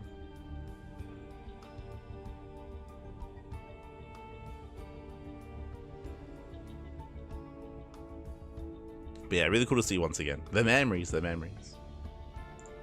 was a fun fact. That was the, I think that was the first real time that I was actually actively watching Brood War, was that first season. I was like back in 2016.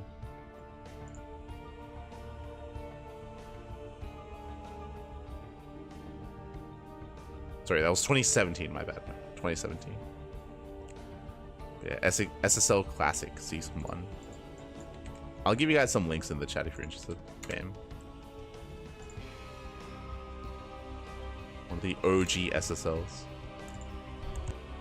Before Soup.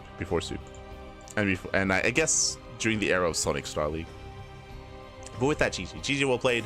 In the end, Pili Pili, he does claim it, does take it, and with that, we are now getting ready for our final viewer replay. We have one more viewer replay here, something a little bit different. We did cover this the last time we had a viewer replay cast. Up next, we have some Jungle Maze number 2. We have Jungle Maze 2. Sonic Star League, cringe, true, smurge. But that was in the same era. What I linked wasn't Sonic Star League. This is Spot TV Star League. Spot TV Star League. That was the first league we watched. We're already in April. The year's almost over. Let's go. Spot TV Star League. But here we go. We do have one final replay here redeemed by Hyper One, and now we kind of more or less have a better idea of what Jungle Maze is. There's like a giant ultra in the beginning, followed by a Muta, followed by like Roaches and Ravagers. We had a very long game last time we featured this map. I'm hoping this time it won't be as long. We'll see. Freddy versus everyone else. Yeah, let's go. I'm here for Freddy. Meanwhile, yo, shout out to Persevenga. Persevenge. Thank you so much for the gifted subs to the community. Oh my god, baby god, thank you so much for the gifted sub as we are jumping into our final viewer replay. Let's go. Alright, jumping in.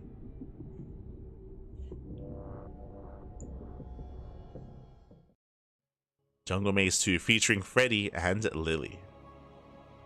And the Roaches, I suppose. Let's go. Oh, never mind. Hold on, I have to set up my UI. I have to get that other UI. God damn it. Hold on. One moment. Let's see here.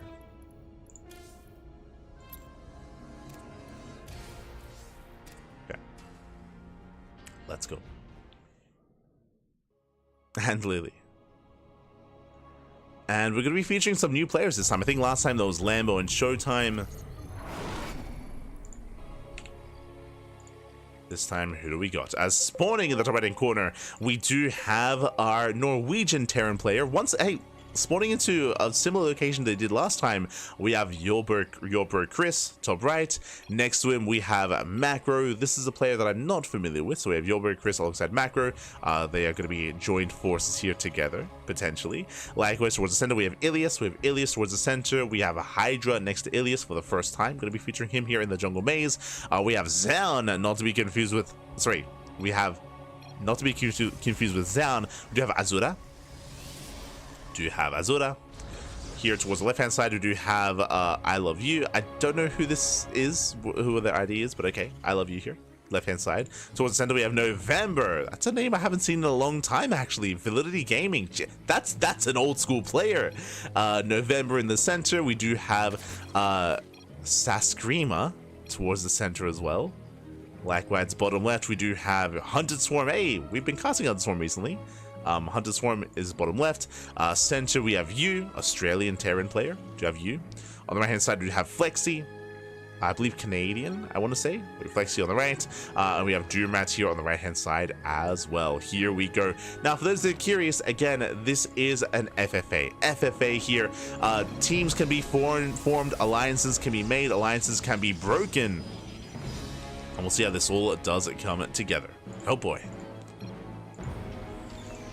This time, I don't really recognize any big pro players outside of Hydra and Azura. I would say Hydra and Azura are probably the top 2 players coming into this, but they're right next to each other as well, so they might kill each other early on. Otherwise, I would say that they are the favorite players coming into this, and we'll see if they can be brought down. Oh boy. Now, when it comes to this FFA, this isn't your typical FFA, this is Jungle Maze. What I mean by that is that there's a maze, it's a jungle, and we have a giant ultra. There's a giant ultra list that roams in between all these bases, that does roam in between all these locations, and it is hungry. It does get aggroed from time to time, it will chase you down, and once it does kill a certain amount of units, it'll be satiated. Speaking of, we do have the massive ultra coming in. You can see, oh, actually, now it actually shows how hungry it is. Has killed 6 units so far out of 8. But there is that giant ultra that is marauding. Looks like this is an updated version though, because I never saw the hunted meter on the ultra previously. Likewise, I think last time we casted this, it would always show the ultra to the observer. I don't see Freddy here. Previously it would just constantly show us like Freddy, like marauding around. Now, only every now and then once it gets within vision of a player. Okay. Meanwhile, we do have Yober, Chris, and Macrodog engaging here on the top right. We did open Marauder, actually. Okay. Did have a Marauder opener. So they're already at each other's throats. You know, already Yober, Chris going for the kill, pushing into the goal base. Meanwhile, there are neutral turrets. Yes, neutral turrets here in the center, or scattered throughout. And Yober Chris, he has no chill here. Oh my god, it does push in, and we might already see one player getting eliminated early on. So a little bit smudge here, a little bit rough, but one player is in a lot of trouble. Macro, he has to pull the boys. Marauders just keep amassing. Again, behind this, it's just going to be 3 racks Marauder. Stim is on the way. Concussive Shell is done. And yeah, Yober Chris, he is going to kill a player early on. Meanwhile, across the map, we do have November. November engaging with Hunted Swarm. Hunted Swarm has been quite greedy, getting a 3rd expansion, going into Roaches, into Tunneling Claw Roaches. So November and Hunted Swarm, they do engage ahead of time. Well, I believe Patches ran this event. Ah, I see. And Macri just lives. He just abandons the base, gets the hell out of here, does pull out, and will still be in this game. And I do apologize for observing here, just because there's a lot going on. There's a lot happening at once. Meanwhile, Hydra under fire. Oh my god! Yeah, Hydra in a bit of danger here. As Freddy, he's hungry, papi. And there we go. After he gets the final kill, he does pull away. So again, thankfully, once he's satiated, Freddy, he will back off. He will race back. Ooh, meanwhile, we do see Hydra going into carriers. Oh, I didn't notice, but this is a StarCraft Evolution FFA. So we have some Brood War. Oof. Meanwhile, Azura getting caught out. Both Azura alongside Hydra, the 2 favorite players, taking a lot of hits early on by Freddy. Hydra getting the Sky Toss, Azura embracing Ground Toss instead.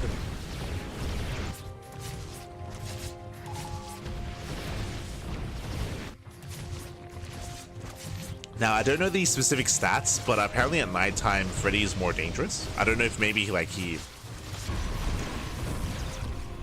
he does more damage, or does more HP, or is more active. But I do know that the day-night cycle actually has value. Like there's something around. And oh my god, going for the ultras, going for the immortals, I should say. Oh, those are big swipes. And immortals are going down. Expensive losses. Azura bleeding out a lot here. Ay. Losing what, 3 immortals, losing 2 robos as well. Jesus. Yeah, Azura having a hard time. Freddy, leave Azura alone. He's back for more. Jeez, he just keeps going. Azura. Oh, Pig is trying to help him out. But yes, you can feed Freddy. You can throw probes at him to satiate him. But Freddy's killing Azura. Oh my god, gets the mineral line. Also, I don't think Pig knows that Azura's Zan fan. So, very, very rough start. As Freddy's just picking one of the favorites. Meanwhile, on the right-hand side, we have Doomrat and Flexi engaging. Okay, they do engage. And Flexi breaking through the expansion, does take down the main army. Likewise, did you see that Macro did find a new base? Earlier, Macro, he was dying, but he has been able to recover. Did float over. Likewise, November pushing into Hunted Swarm. These 2 are facing off against each other.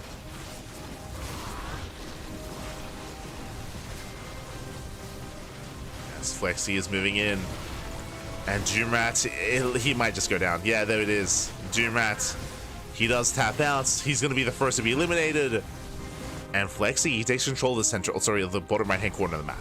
Does take control of the bottom right. Likewise, we do see you breaking out, also collapsing on top of the center Zerg player. And likewise, he's going to tap out as well. So 2 players going to be going down. Meanwhile, it's still just Azura. It's still Azura versus Freddy. Gee, leave him alone. Freddy just picking on Azura. Ay, ay, ay. Bearing in mind, this is the only base that Azura has, by the way. It's the only expansion. Meanwhile, Hydra massing up more carriers. On the left-hand side, we do have I Love You still building up his bio army. November and Hunter Swarm still at each other's throats. Still pushing in. Top left, we do have Ilias, also amassing Void Rays on 1 base. I guess on 2 bases, but very spread out.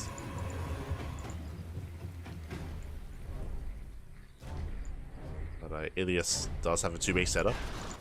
Likewise, we do have your boy Chris getting to his bio. Center. Oh, Ilias. Oh, that's what Hyper One was referring to earlier, or patches. But Ilias, he did rush into that center expansion. Very nice base. Ilias able to. I mean, Ilias's bases are so spread out. But can afford Sky Tilts. Meanwhile, Freddy still wants Azura. Oh my Jesus. He has a hunger for Italian. Oh my god. Oh my god. It's like, Freddy, there are other players. Like, there's other people out there. Go somewhere else. Jesus. Azura's out of this game. Yeah, I mean, now it's... Ay, ay, ay. Not like this. Meanwhile, I Love You does find one of Ilias' bases, so this expansion should go down. Ilias hiding, trying to hide, trying to preserve that army. Meanwhile, November breaking Hunter Swarm here has slowly been progressing, taking down base after base. Hunter Swarm almost has nothing left. So another Zerg player is going to go down. Actually, is Hunter Swarm the final Zerg?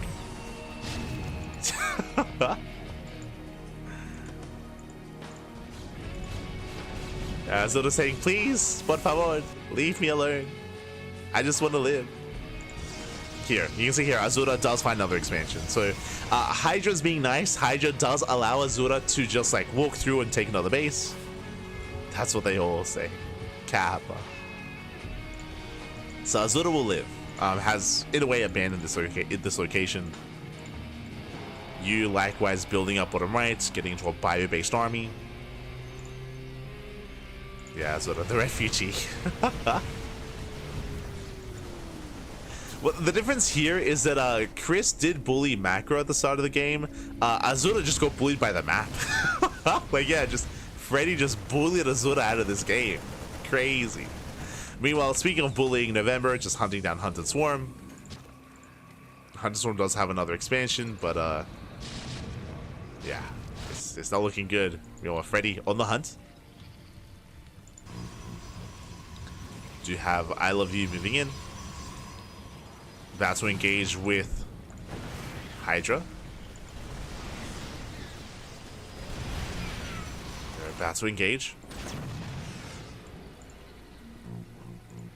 Freddy's still marauding around. At any moment, Freddy can go for either Hydra's expansion. Most likely will.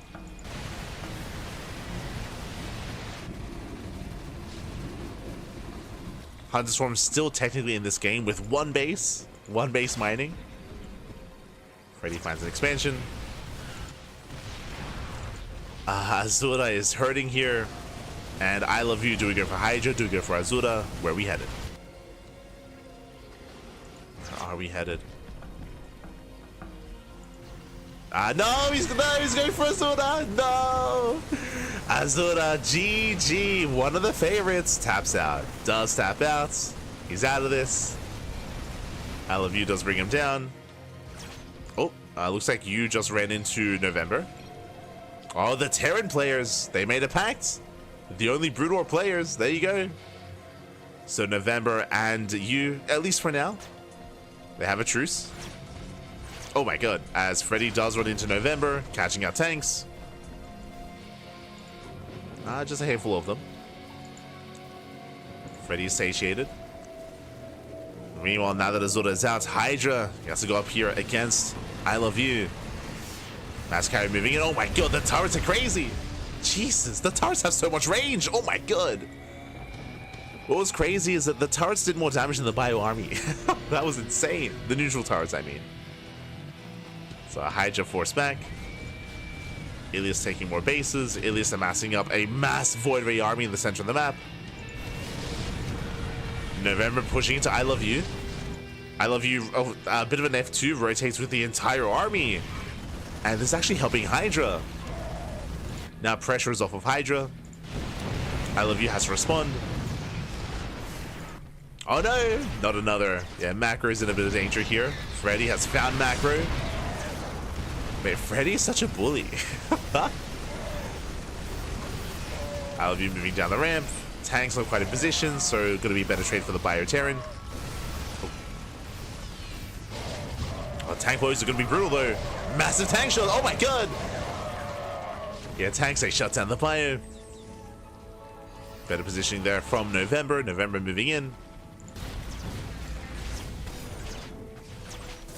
As Freddy does find a couple of stray units of Ilias. November pushing forward.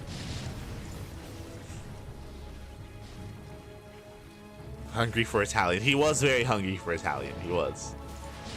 Feels Azura, man. Freddy finds us another center expansion.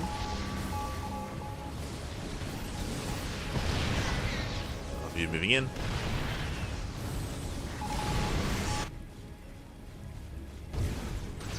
As the center base is going to go down, Hunted Swarm is getting slowly progressing back into this game. I believe November hasn't seen this. Oh my god, what is? Jeez, what is happening? It's like I'm the Predator. What is this heat vision? I was trying to see November's perspective, but it's a little bit bugged out. A little bit. Yeah. We know not to do that.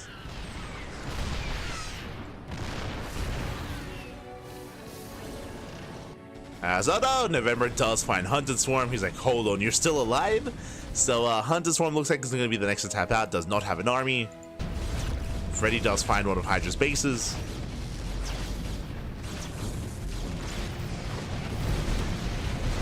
Hydra going into Carrier Arbiter. Let's go. November going in for the kill. Hunted Swarm, the final Zerg player, is going to go down. Meanwhile, bottom right, Flexi has just been chilling. To be honest, like Flexi's just been happily, after killing his first opponent, his first Zerg opponent, Flexi's just been happily just taking more bases, taking more expansions, maxing out. Hunted Swarm about to be eliminated. Oh, still has one hatchery. Oh no, it gets found. Don't. Famous last words. Hunted Swarm is out. Oh, Freddy finding his way into the bases of you somehow. Get the hell out of there.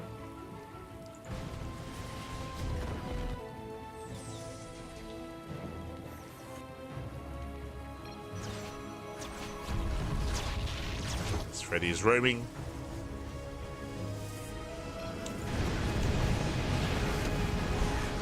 Now we do see Hydra engaging. Bearing in mind that our Terran player here did bleed out a lot of units earlier fighting November. So not at his strongest. Supply blocked. And the mass carrier is going to break through. That's a lot of carrier. That's a lot of interceptors. And November coming in from both. So so we do have I Love You just getting sandwiched in from both ends. From one end, Hydra. From the other end, we do have November, Mech, and Skytos. Yeah, and I Love You is not going to make it out of this. Not like this. There's no safe place. Yeah, as he does get double teamed here. GG will soon tap out. And that means that Hydra and November, they might just clash. They might just clash in the middle or meet in the middle here. As they make their way through what little is left here of I Love You.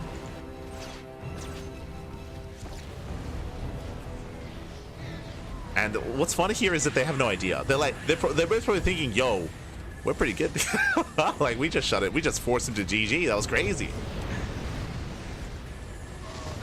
As I don't think this is very coordinated. It just happened to occur at the same time. Meanwhile, Chris moving out does run into Flexi. So Chris has all of top right. Flexi has all of bottom right. They run into each other. Oh, November and Hydra.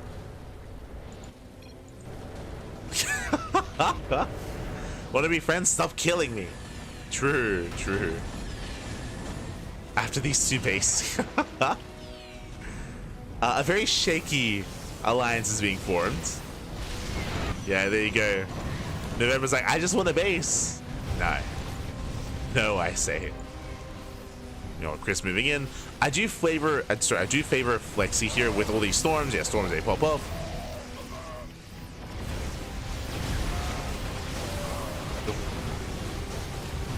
So, I mean, the storms are solid. Yeah, they do connect. They shut down the main army. Tanks, though, they force back the Immortals.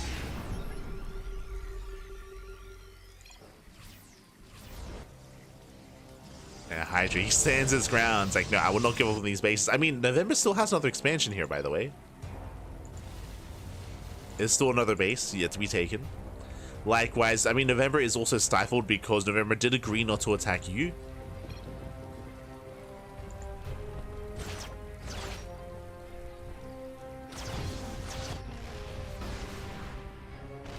Oh, let's go.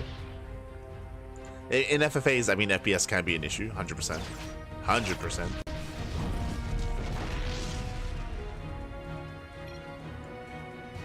As we are running out of players, actually. We're running out of players. We basically have a couple of quadrants of the map here. We have, again, Flexi controls bottom right. We have Chris top right. We have Hydra top left. We have Ilias here in the center with still mass Void Ray, by the way, has been slowly massing Void Ray. So we have Ilias in the center, and bottom left is shared between November and you. So those are all of our players. Eventually, November and you, I'm curious when that alliance will break. Because I'm sure eventually that's going to happen. Likewise, eventually you, I'm sure, will push into Flexi. And I'm curious if that lines up with a Chris. As Flexi and Chris, they were trading. In the end, Flexi did come out on top.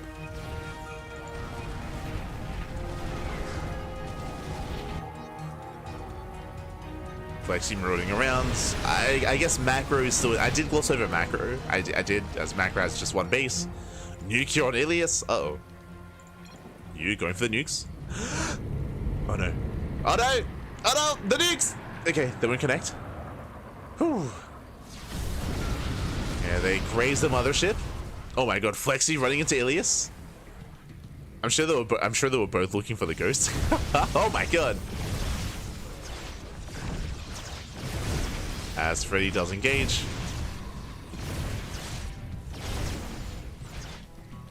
And chasing back Flexi. Likewise, we do see... Oh, there we go. November and you. Yeah, the alliance has been broken. November saying, look, it's either you or Hydra. I'm killing one of you. Ooh, meanwhile, Freddy, he's not content. He keeps going, chasing Flexi down. I mean, Freddy is down to half HP. So we could see Flexi try to bring him down and just fight this. So far, does Kite. Yep, looks like he's gonna get it. He will kill Freddy. Freddy is gonna go down here. Massive Mortal is gonna be enough. I mean, he takes down a lot of Archons, don't get me wrong. But Freddy should fall. Yeah, massive pickup. There it is, Freddy has gone down. Flexi gets the kill. Flexi greater than Freddy. Oh. Meanwhile, November and you trying to lock down. Lockdowns are decent on the tanks. Yeah, nice lockdowns. You moving in. For those who are curious, now that Freddy is dead, Freddy will not respawn. Instead, it's going to be Lily. Lily should be the next kind of big unit coming in. There you go. Speaking of, there she is. Lily has arrived. Lily is a massive muta. Is a massive mutalist and does go on like bombing runs. That just kills the Thor. I mean, has insane DPS, as you can imagine. So Lily takes down a line of cannons. Oh my god, oh, that's a lot of cannons though, Jesus. I think it's some decent damage, not bad. Decent damage on Lily. Oh my god.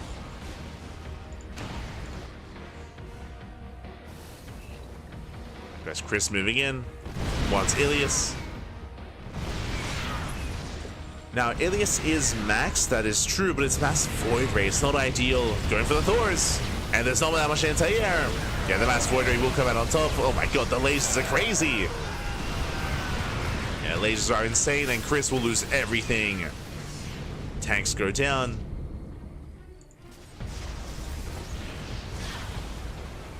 Chris, he has to get the hell out of here. And there's no escaping this. Losing all the Bio, losing all the Marauders. Ilias is like, just leave my island alone. Leave me be. You on November and you still facing off. Facing each other down.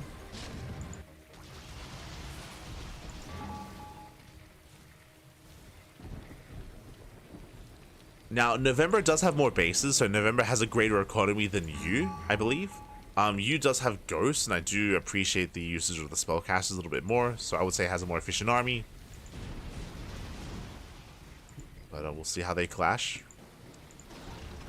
Likewise, looks like Macro and Flexi are about to engage as well.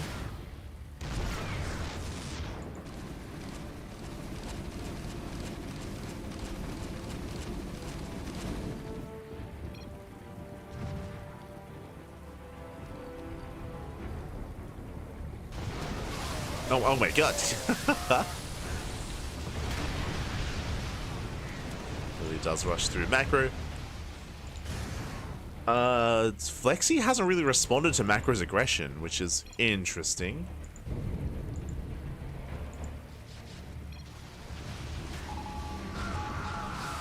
Amino does dive in. Catching out you. Oh my god, the Valkyries, let's go! Valkyries, they hunt down Lily. Lily will still survive though. Oh my, the Goliaths! Let's go! Work together back. I mean, Lily is quite low. Quite low HP. Eventually is gonna go down. Who's gonna get Lily? Yo, is it gonna be Hydra? I think so, with all these cannons.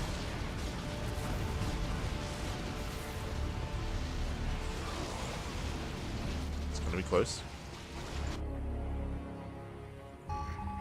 Siege line still facing up. Lily on red HP. Yo, this is where like Chris gets like a random kill or something with these turrets. Speaking of, 2,000 HP, 2,000 left. Oh, yo, is Flexi gonna get both kills? Flexi did kill Freddy. Can he kill Lily as well? If there were like a couple of stray cannons, then maybe, but alas, not the case.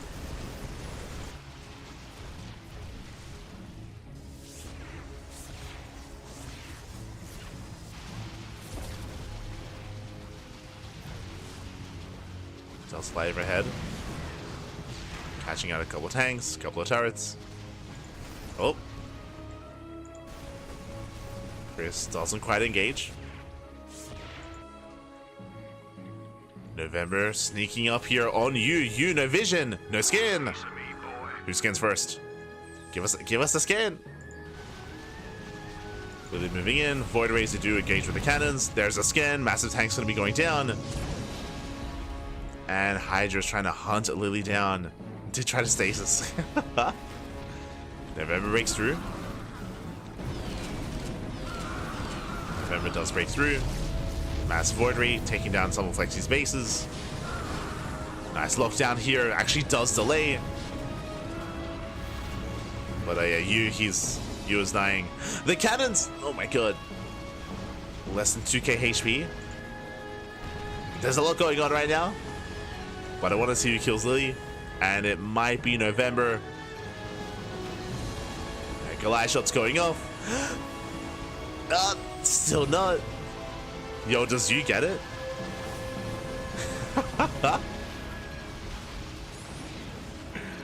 Not quite.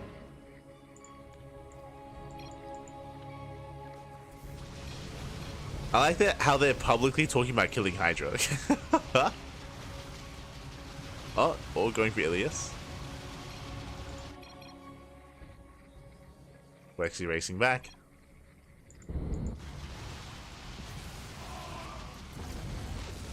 Lily does survive. I mean, Ilias does have mass Void Ray, but I'll be honest, I don't think Ilias is that much of a threat. Let's we'll see. Going for Flexi. He does bargain his way into surviving. As Yu was just about to die. Oh, and there we go. Lily finally does go down. Hydra gets the kill.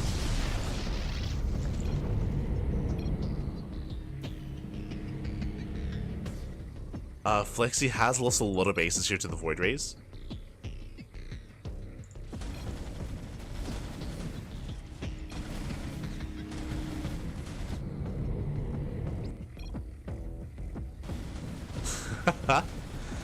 He was like, you'll be fine, just scan and look for someone else, leave me alone.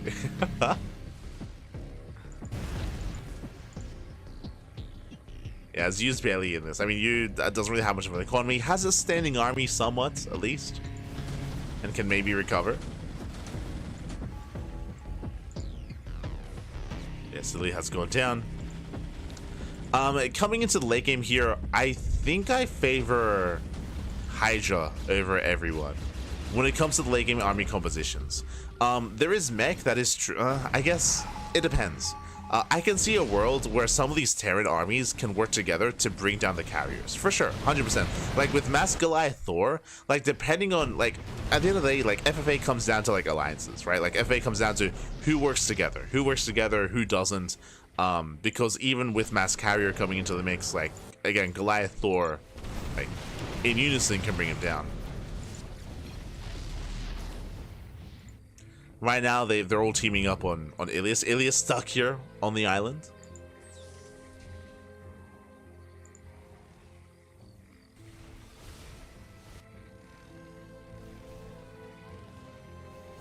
When it comes to Hydra's army, like a big factor here is going to be the Arbiters, of course. Arbiters, they can stasis, they can lock down units, so they can help lock down Thors and Goliaths. So there is support for the carrier. It isn't just pure carrier, it's carrier arbiter.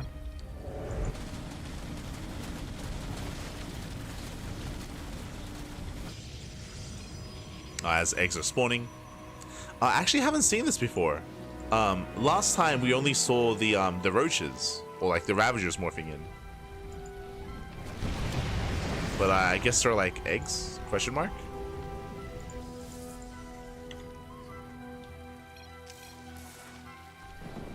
The Googlings are named after Macrooj. Okay, Goog. Okay. But I guess this is a change, I guess. But the eggs are gonna fall. Oh my god, okay. Oh, they're lockers! Wait, what? Oh my god, wait, what? Oh, they're little ultras! Oh! Oh my god, they're terrifying. They have the they do the burrow. Let's go. They're so fast. Jesus. They are more terrifying than the roaches. Okay. Oh my god.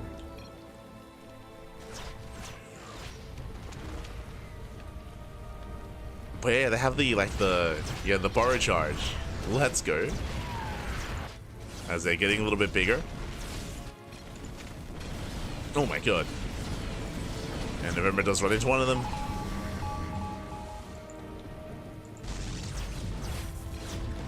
There they are wreaking havoc, getting into the bases.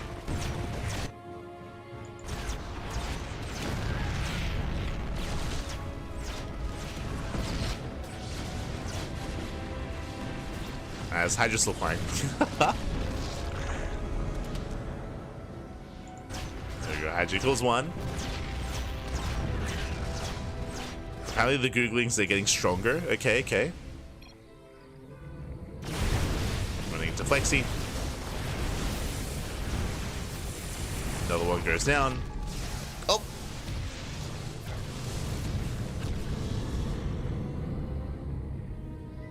As I believe there's one left. There's one left out in the center.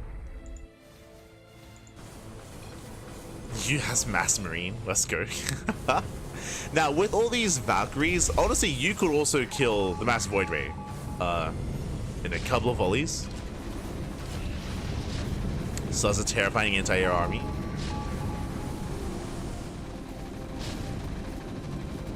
Show us that volley. Just commit, Pappy. Just commit. Oh, as you gets distracted. Yeah, it does get distracted by the Googling. I don't think you can fight this, by the way. Not with Mass Marine. Oh, yeah, he has to get out of here. I got it. Oh, God.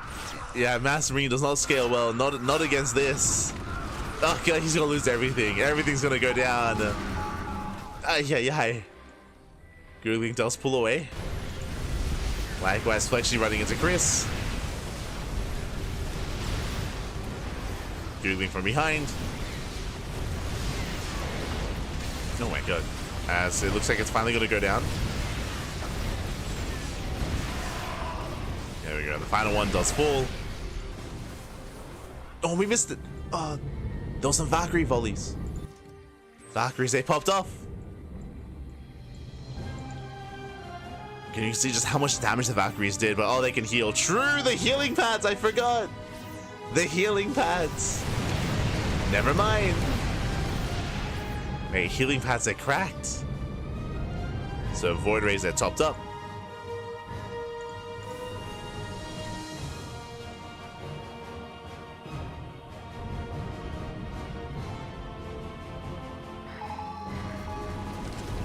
You're moving in.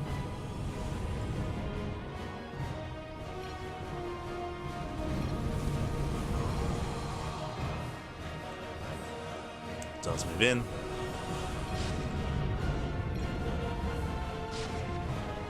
Here we go.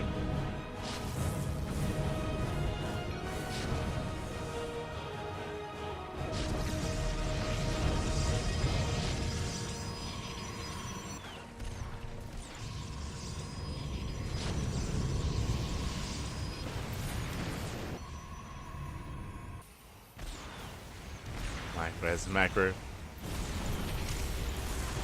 Finding someone engaging with Chris. I still want to see these two pop off. Show us the Valkyries. So far, Chris moving in. Chris has a greater army. Tempest have arrived. Oh, they do aggro. To aggro the Valkyries.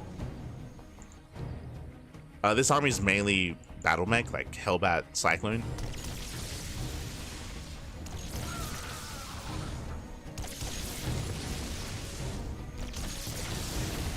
The power of 2 Tempest, let's go.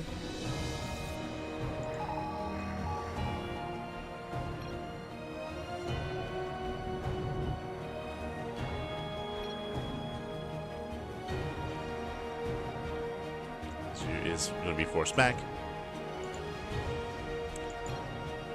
What's Flexi looking like? Still not the most ideal army. Like Flexi, he has a large army, that's true, but it's ground base. It doesn't scale as well as Skytoss, unfortunately.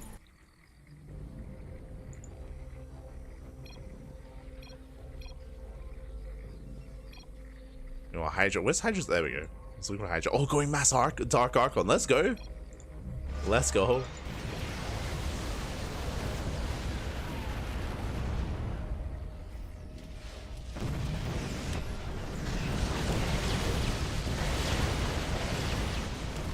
They haven't really talked about Chris yet. Like Chris, he's got a decent army himself.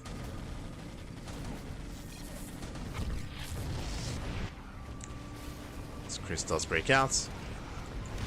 Again, the two Terrans about to face off.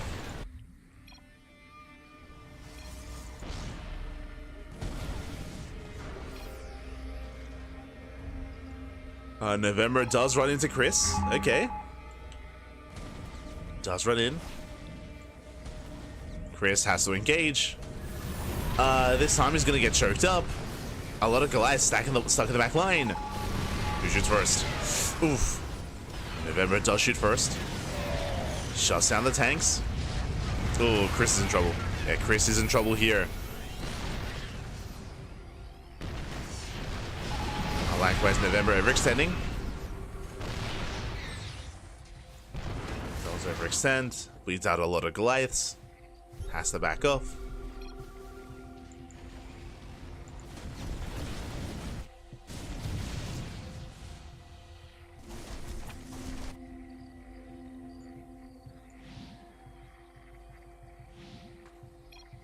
Now, can anyone bring Hydra down? Again, I feel like they have to team up.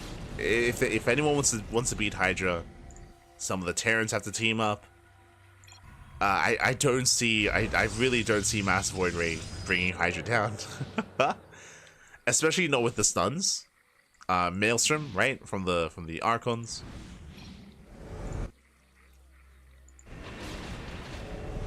Like, as long as Hydra controls well, like, this army has so much potential. Flexi running into you. Hydra moving in. Hydra actually making a beeline here to Ilias. Storm pops off. Again, these are the final buildings for you. That's all he has left.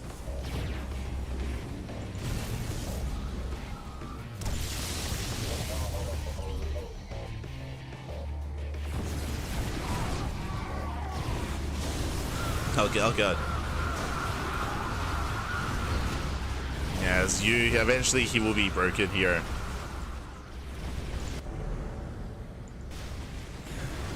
Yes, he's trying to trade as best he can before he goes down.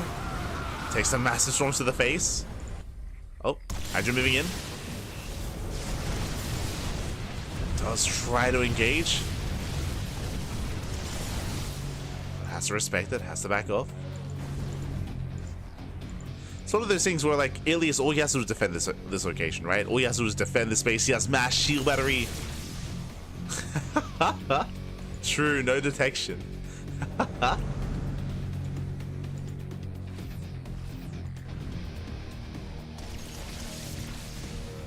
all he has to do is just defend. Just hold this position. Just hold. Okay, the Ravagers are coming.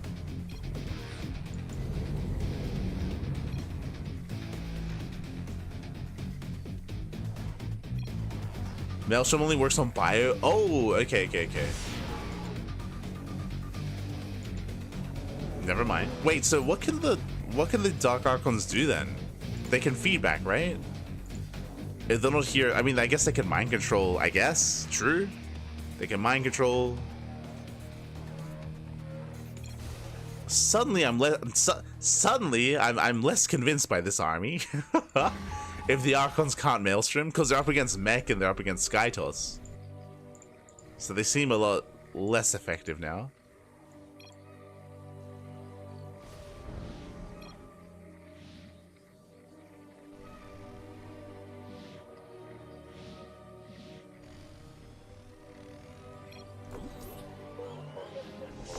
Looking for a way in.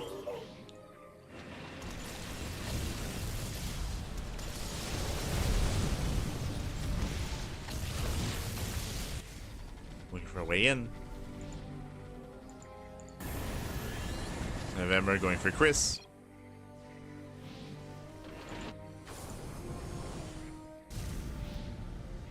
And it looks like, yeah, they're trying to team up here on Ilias.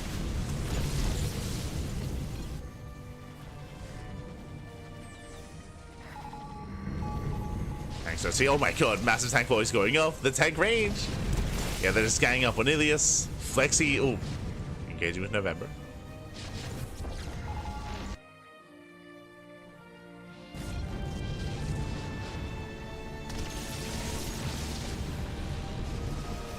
Hydra from the other side does dive in, goes for the stasis. Oh my god, massive stasis on the army. He gets everything. Yeah, he gets basically everything. And with that, Ilias is going to be broken. Carriers, they bust in. The stasis pops off. The stasis is about to run down. He has to be careful. I mean, he can stack. Can try to stack stasis traps or stasis fields. There it is. Ooh, stasis goes off. Void Razor, they hold their own. Hold their own for a time.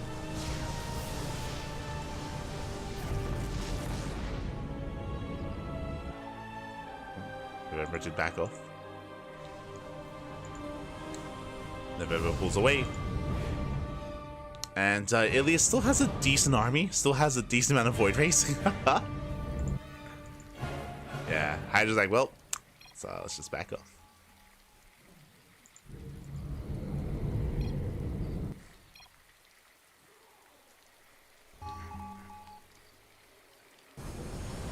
Now the real question is, did November accidentally kill the Hydra's High Templar, or was it intentional? At the end of the day, they have to kill each other eventually.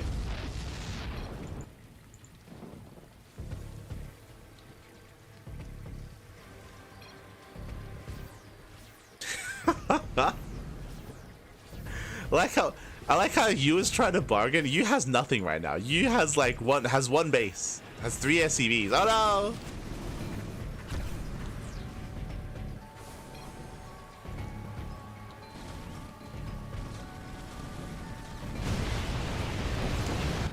no! We can do this together, Caribbean or Kappa.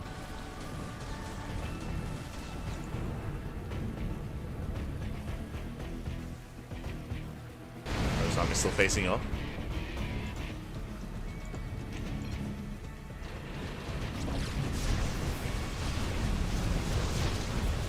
Actually moving in.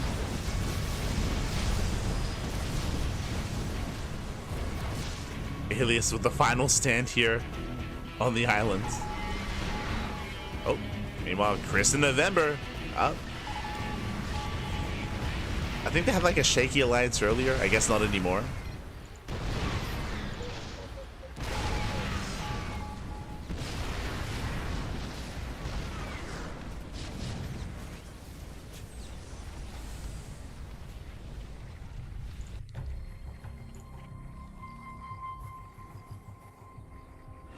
Just still trying to kill his opponent, still trying to kill Ilias. Oh. There we go. Ravagers are here. Ravagers have arrived. Now the way it works here is, I believe the Ravagers, they don't stop spawning. I believe even if you kill some of them, like, they just keep reappearing. So the Ravagers, they do hunt kind of like these, the fringe bases, the outlying expansions. Then moving in, massive tank volleys.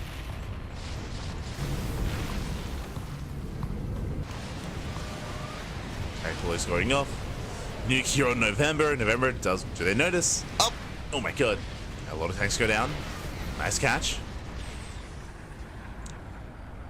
Nuke will zone away. Nuke does zone. You know, I believe, yeah, Hydra did go back home. Did race back.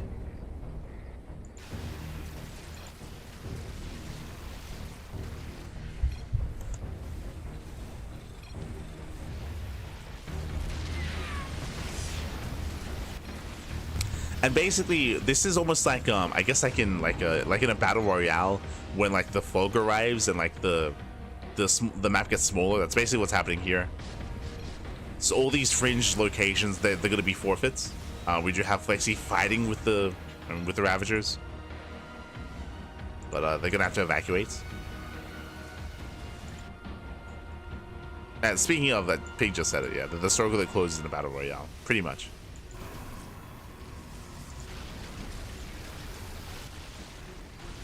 So kind of they force everyone into the center.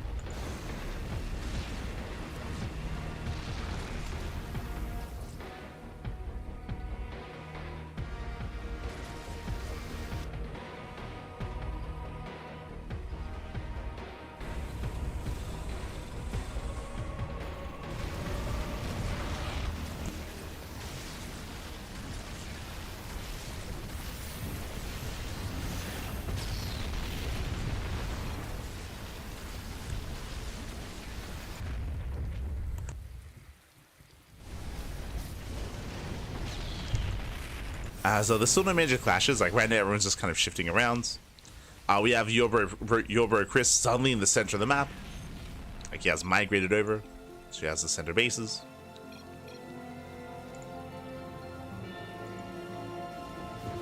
November one's in. He has his own base. You know, Macro is still, I guess, in this game with mass lib tank. A lot of people, they're stuck on one base. Like here we have Ilias on one base, Macro's on one base, Yu's on one base, November's on two bases, or really one base as well. Like they're all consolidating into their own little areas. A Hydra is the only one with like an actual massive like territory. And Hydra's fighting to keep it as well. Flexy's losing all of his buildings. That's dangerous. Flexy expanding in the center. So Flexy also has like migrated towards the center location as well.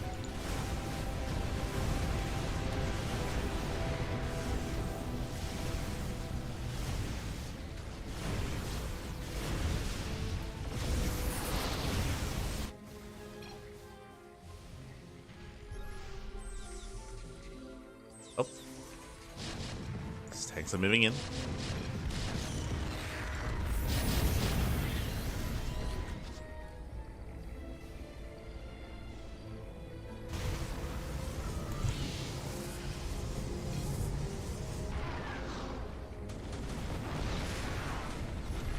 She's like, can the Ravagers be mind control? I don't know. I don't know the answer to that question. I don't know if anyone's tried. Remember moving in. BCs have arrived. There are some Goliaths. I'm your Flexi engaging with you. He's like, I help you kill Chris. He doesn't have anything. Like you cannot fulfill any of these promises. He's just saying words.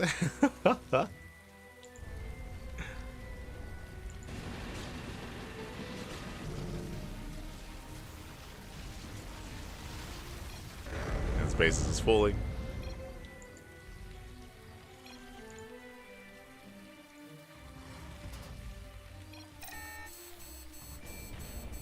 Oh. They're expanding. That suddenly means that like Macro is going to be in more trouble. I believe Elise is going to be in a little bit more trouble as well. Uh-oh. Flexi, these are the final buildings here.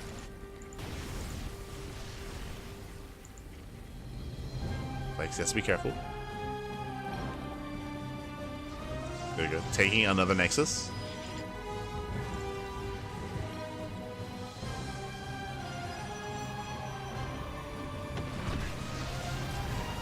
There's that 150 supply.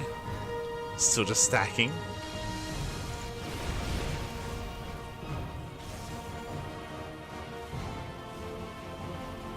You can see that these Ravagers, they have slowly, they're slowly killing all these cannons. Suddenly Hydra is also being forced onto one base. Eventually. So everyone's just being forced on one expansion.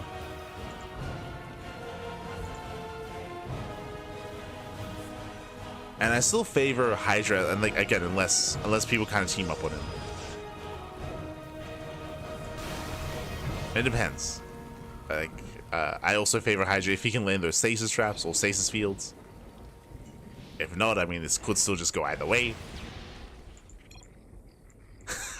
Flexi has a massive army. Not really. I would say against all these mech compositions, I don't think Flexi is much of a threat. I'll be honest.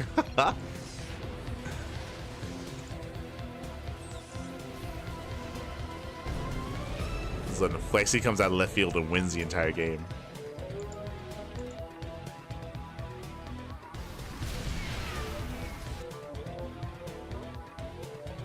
Hydras, they rotate. Oh! November moving into the center. Okay. We got November, we got Chris, we got Flexi all facing off. They're converging. Ilia's still just chilling on that one island base the entire game. Oh. Like, why is Hydra in a bit of trouble. Losing a lot of expansions. And shout out to Macro. I had called Macro dead like 45 minutes ago. And he's one of the final players. And he's not, I mean, he's got mass planetary. He's got mass planetary lib tank. It's crazy.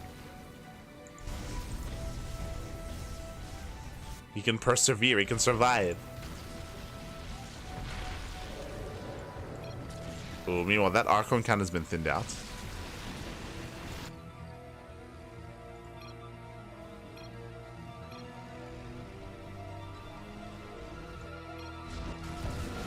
So Hydra's army is also getting smaller. He's down to 3 Archons. He's been losing them slowly over time to the Ravagers.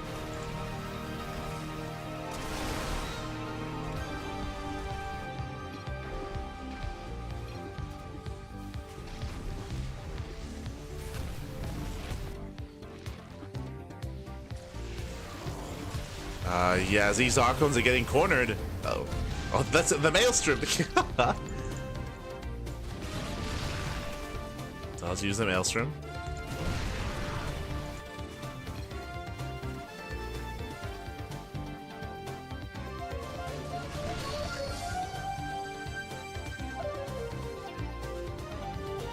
Yo, we got November throwing down turrets. The right call to make. Eventually, Hydra's gonna be forced to push into November. Like, it's gonna happen. Eventually. Ooh, meanwhile, the Ravagers, they have high ground.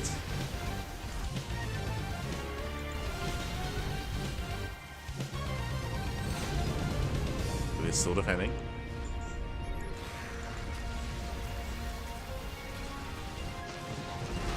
Oh my god, they're getting in!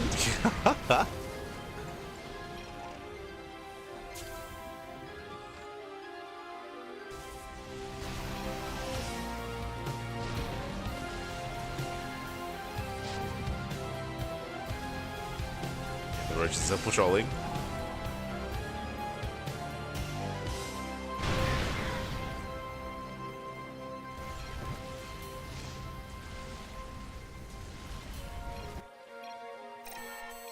Oh, they're expanding. They're expanding, Pappy. I like how no one is attacking each other. Everyone is focusing on defending against like the neutral creeps, basically. That's what this has turned into. Just everyone's just defending their bases, and no one is attacking. But I do really like this kind of like setup of turrets.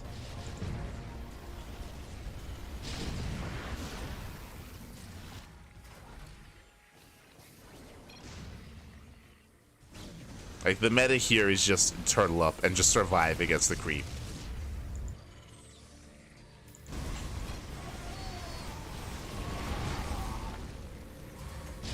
Oh, okay. Flexi now in trouble. Tanks are getting within range. This does look like Flexi should be the next to be eliminated, as Flexi's running out of buildings. Like, he's just running out of buildings.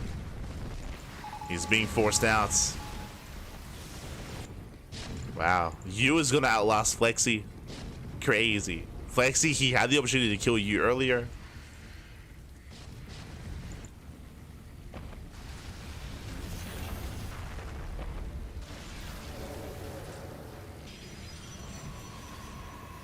Yeah, I mean, this army just doesn't scale. Like, this is just the weakest army out of everyone. I mean, I say weakest army out of everyone. I mean, I guess that's you, but it's one of the weaker armies out of all the last players. Like, it's not Skytoss and it's not Mech. And so if it's not any of those, I mean, it's a weak army.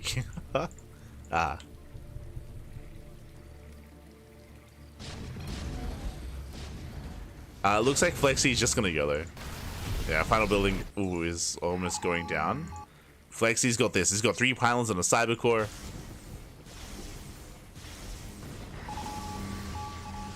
Flexi picking up whatever he can. Oh, let's go healing up.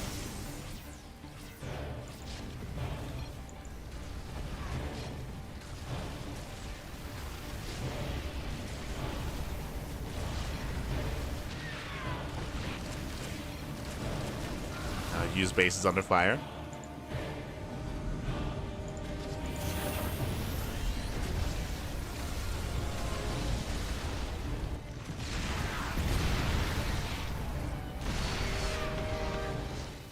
Why is it running out of buildings?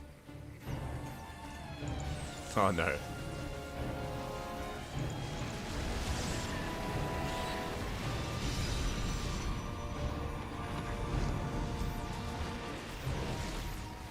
I just realized that Hydra's just stacked over the healing pad. That's how he makes his last stand. Over the healing pad. Ooh, one carrier goes down. Like again, like Hydra, he's slowly losing his units here and there. Like these roaches. Popping off.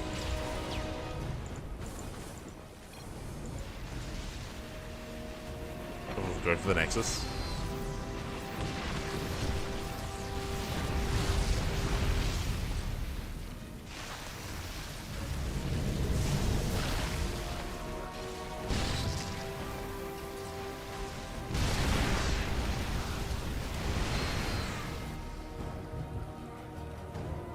Thought I one made it for a second.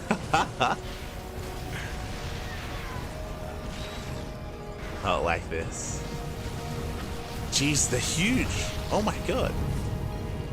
They're getting bigger.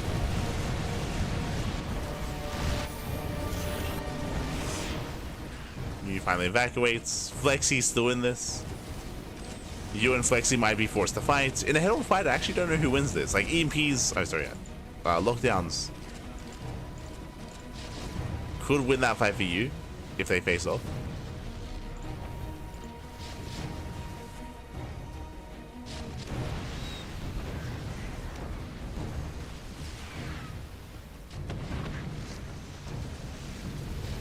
Again, it's still massive. Aye, aye, aye. Meanwhile, you can see here that Hydra, he has been slowly just being forced further and further back. He's been losing ground, losing cannons, losing Nexus. It is a little bit concerning.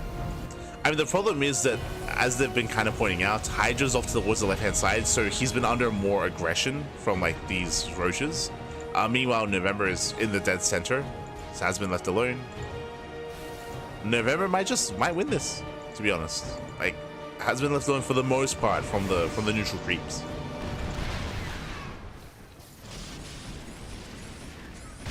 And Chris has been struggling. You can see Chris, like, his buildings are floating. Chris, likewise, doesn't really have much of an army left either. Oh my god, massive tank shots. Yeah, Flexy, he'll lose everything. Everything goes down. Flexy has no army left. Nexus will fall. Next is going to be you. Meanwhile, throughout all this, Macro running out of buildings. Alright, who's eliminated next? There it is! Yu goes down!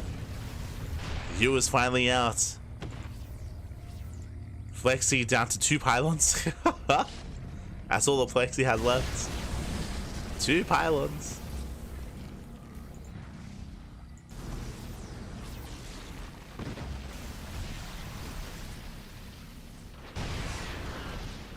Meanwhile, Macro, he's down to 2 deepers. So we have 2 deepers versus 2 pylons. Who goes down first? I mean, these pylons are in a good position.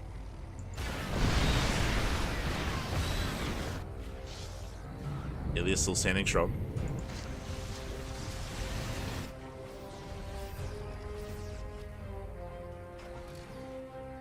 Oh god, that was so close. And again, like, November is looking pretty solid in the center. Again, has been left alone.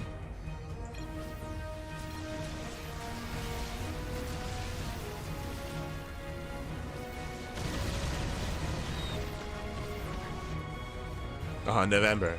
Toby.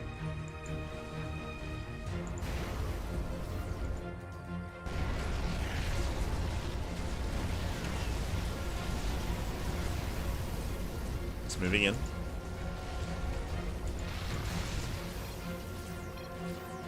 Yeah, there's the GG. Macro goes out. Flexy still in this game. I think it's technically still in this. Oh no! Flexy! The pylons! And there it is. GG. Flexy's out. Down to, again, we have the Hydra just up against the swarm on the left. November being left alone in the center. We have Ilias here, right hand side, and we have Chris, who's like a nomad here, who's just trying to float around, trying to survive. Jesus, just a massive amount of turrets here. And I mean, I guess if Hydra never attacks into this, and even if he tried to, yeah, November wins. I think that's just game. Like, fast forward 20 minutes, eventually all these buildings will be destroyed.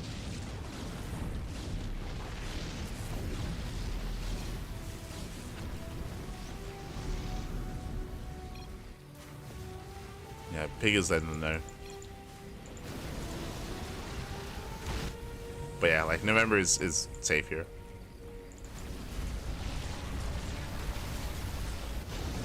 Now, I guess the other thing about this is that it does look like, oh, there you go. Yeah, Hype One's letting Pig know that they won't go any closer. So November is literally 100% safe.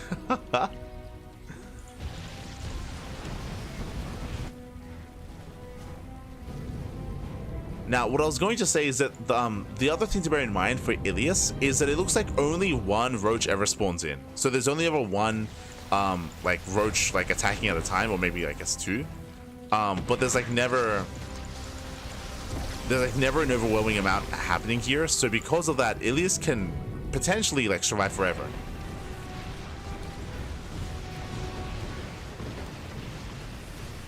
It's a variation of FFA.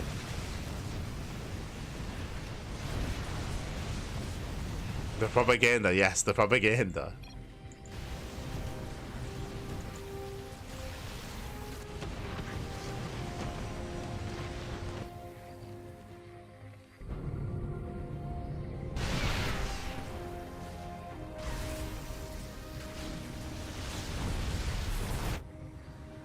And finally, yeah, Hydra, he's attacking. Like, finally he's moving out. I don't think Hydra can do anything about this though. It's too late. It's too late. Now there's like, look at how many turrets there are. It's crazy. Hydra's gonna try to work through some of this, but we'll see if he can. Yeah, Disruptor Web's being thrown down. Let's go. Corsair's moving in, going for the science vessels. I mean, hey, the carriers, they do deal quite a decent dent here. Not bad. Like, I'm loving the disruption webs. The army just getting caught up. Hydra controlling this well. Another disruption web. Yeah, the Goliaths, they do nothing.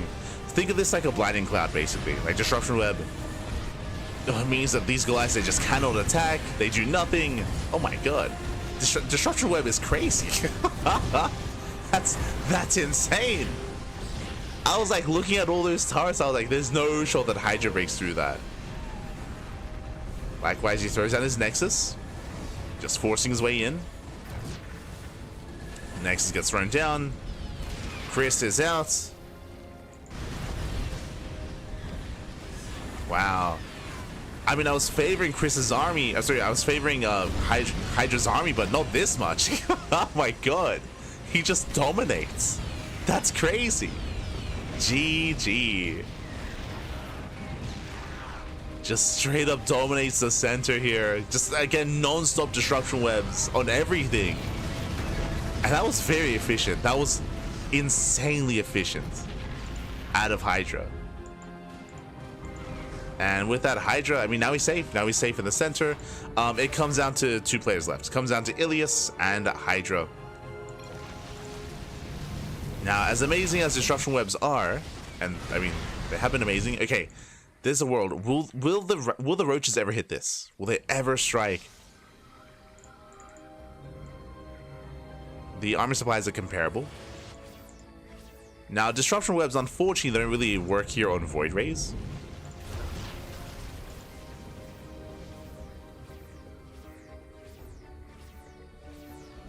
Turns out half Corsair, half carrier army can push into anything, apparently.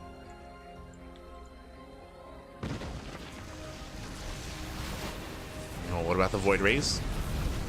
Yeah, there we go, forcing his way through. No mothership. Going for another Nexus. Oh my god. Void rays are prone to stacking. Corsairs, I mean, they can just shove void rays down. See, Ilias trying to get the hell out of here, but he can't escape. He cannot escape. Bases are falling. Ilias's best chance here is to buy time, because these buildings will eventually die, is to just counterattack. Counterattack and to hit this Nexus. Unfortunately, Ilias doesn't know. Doesn't know where the Nexus is. Does not know where Hydra's hiding. Going for the final buildings.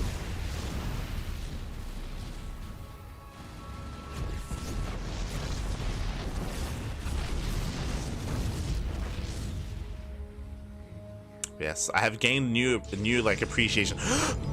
Ilias. Oh, he doesn't see. He's so close. Ilias. Oh my god. These are the final buildings for Hydra. Ilias, he can win. Our base is under He just attack. needs to see. Hydra rotates. Ilias. I mean, when the Nexus finishes, he will see. He will confirm this. Oh no, he was so close.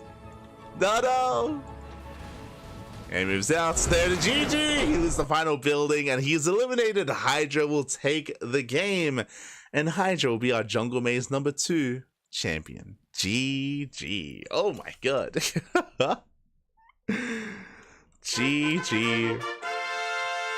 I mean, again, Hydra was coming in as the favorite player for like the past 40 minutes just because he was maxed out on like terrifying Skytoss army. Despite that, there was definitely a lot of chaos going on. We saw Hydra losing all of his cannons, all his buildings over time, but did mass up almost like a perfect army with mass Corsair carrier, where Corsairs have so much splash damage as anti-air. And likewise, disruptor webs are crazy good. That was insane. Like, I definitely have a newfound respect for mass carrier Corsair. Like, now, like, I wasn't taking into consideration just how many disruption webs there were going to be. So when I saw the wall of turrets, I was like, no, yeah, like November should be fine. Like, November should be able to pull off a stand. But the disruption webs that dealt with everything. It was insane. Insane how well Hydra was able to take that fight. And GG. GG, well played. Ilias definitely had a chance there. If only Ilias was aware of the location of the Nexus, then Ilias could have taken the win. But alas, GG. GG, well played. Ilias was 1 pixel away from vision. Exactly. So close. So close.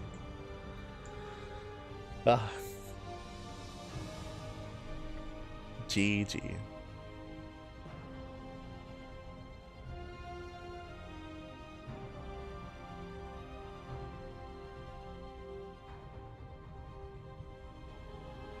Ilias will probably be big mad when he sees the replay. Oh my god. Not wrong. SSU smart casting makes so many StarCraft 1 units so much better, like Corsairs. Yeah, I mean they're pretty good. Pretty good. I mean, we see that in StarCraft Evolution, but GG, well played. Congratulations to Hydra. Shout out to Ilias, of course, getting 2nd place. November. I mean, again, there were still a lot of players left towards the end of that game. Then very quickly everything just snowballed out of control. GG, well played. Congratulations. And with that, we are wrapping up. With that, that was our final game here. That was our final replay covered here for tonight's broadcast. A lot of matches. I'm just catching up.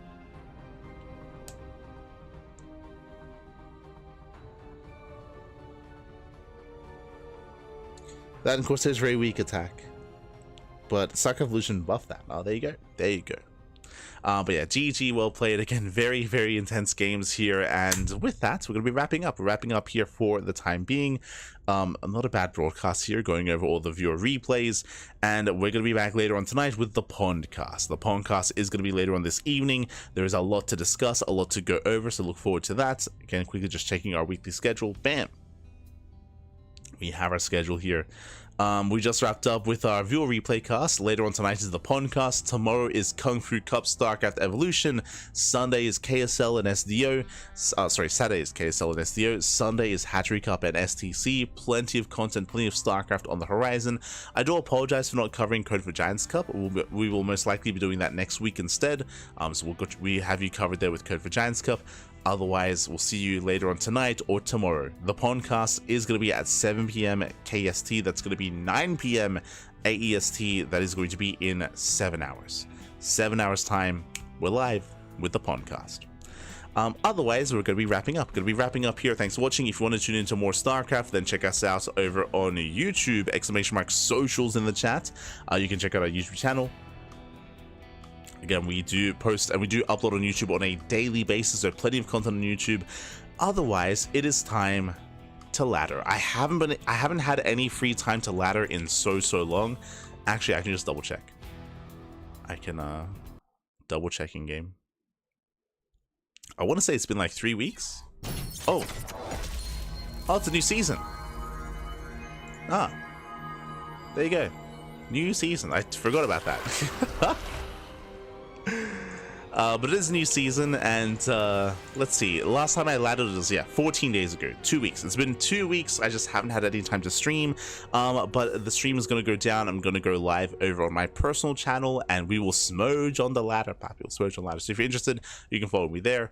Again, very rusty. I barely get any time to ladder nowadays, but we have some free time before the podcast, so a couple of hours of smooge. Otherwise, thanks for watching, and we'll see you guys either later on tonight or tomorrow for some more StarCraft. Until then, hasta luego. Ciao, papi, ciao. Hasta luego. Thanks for watching.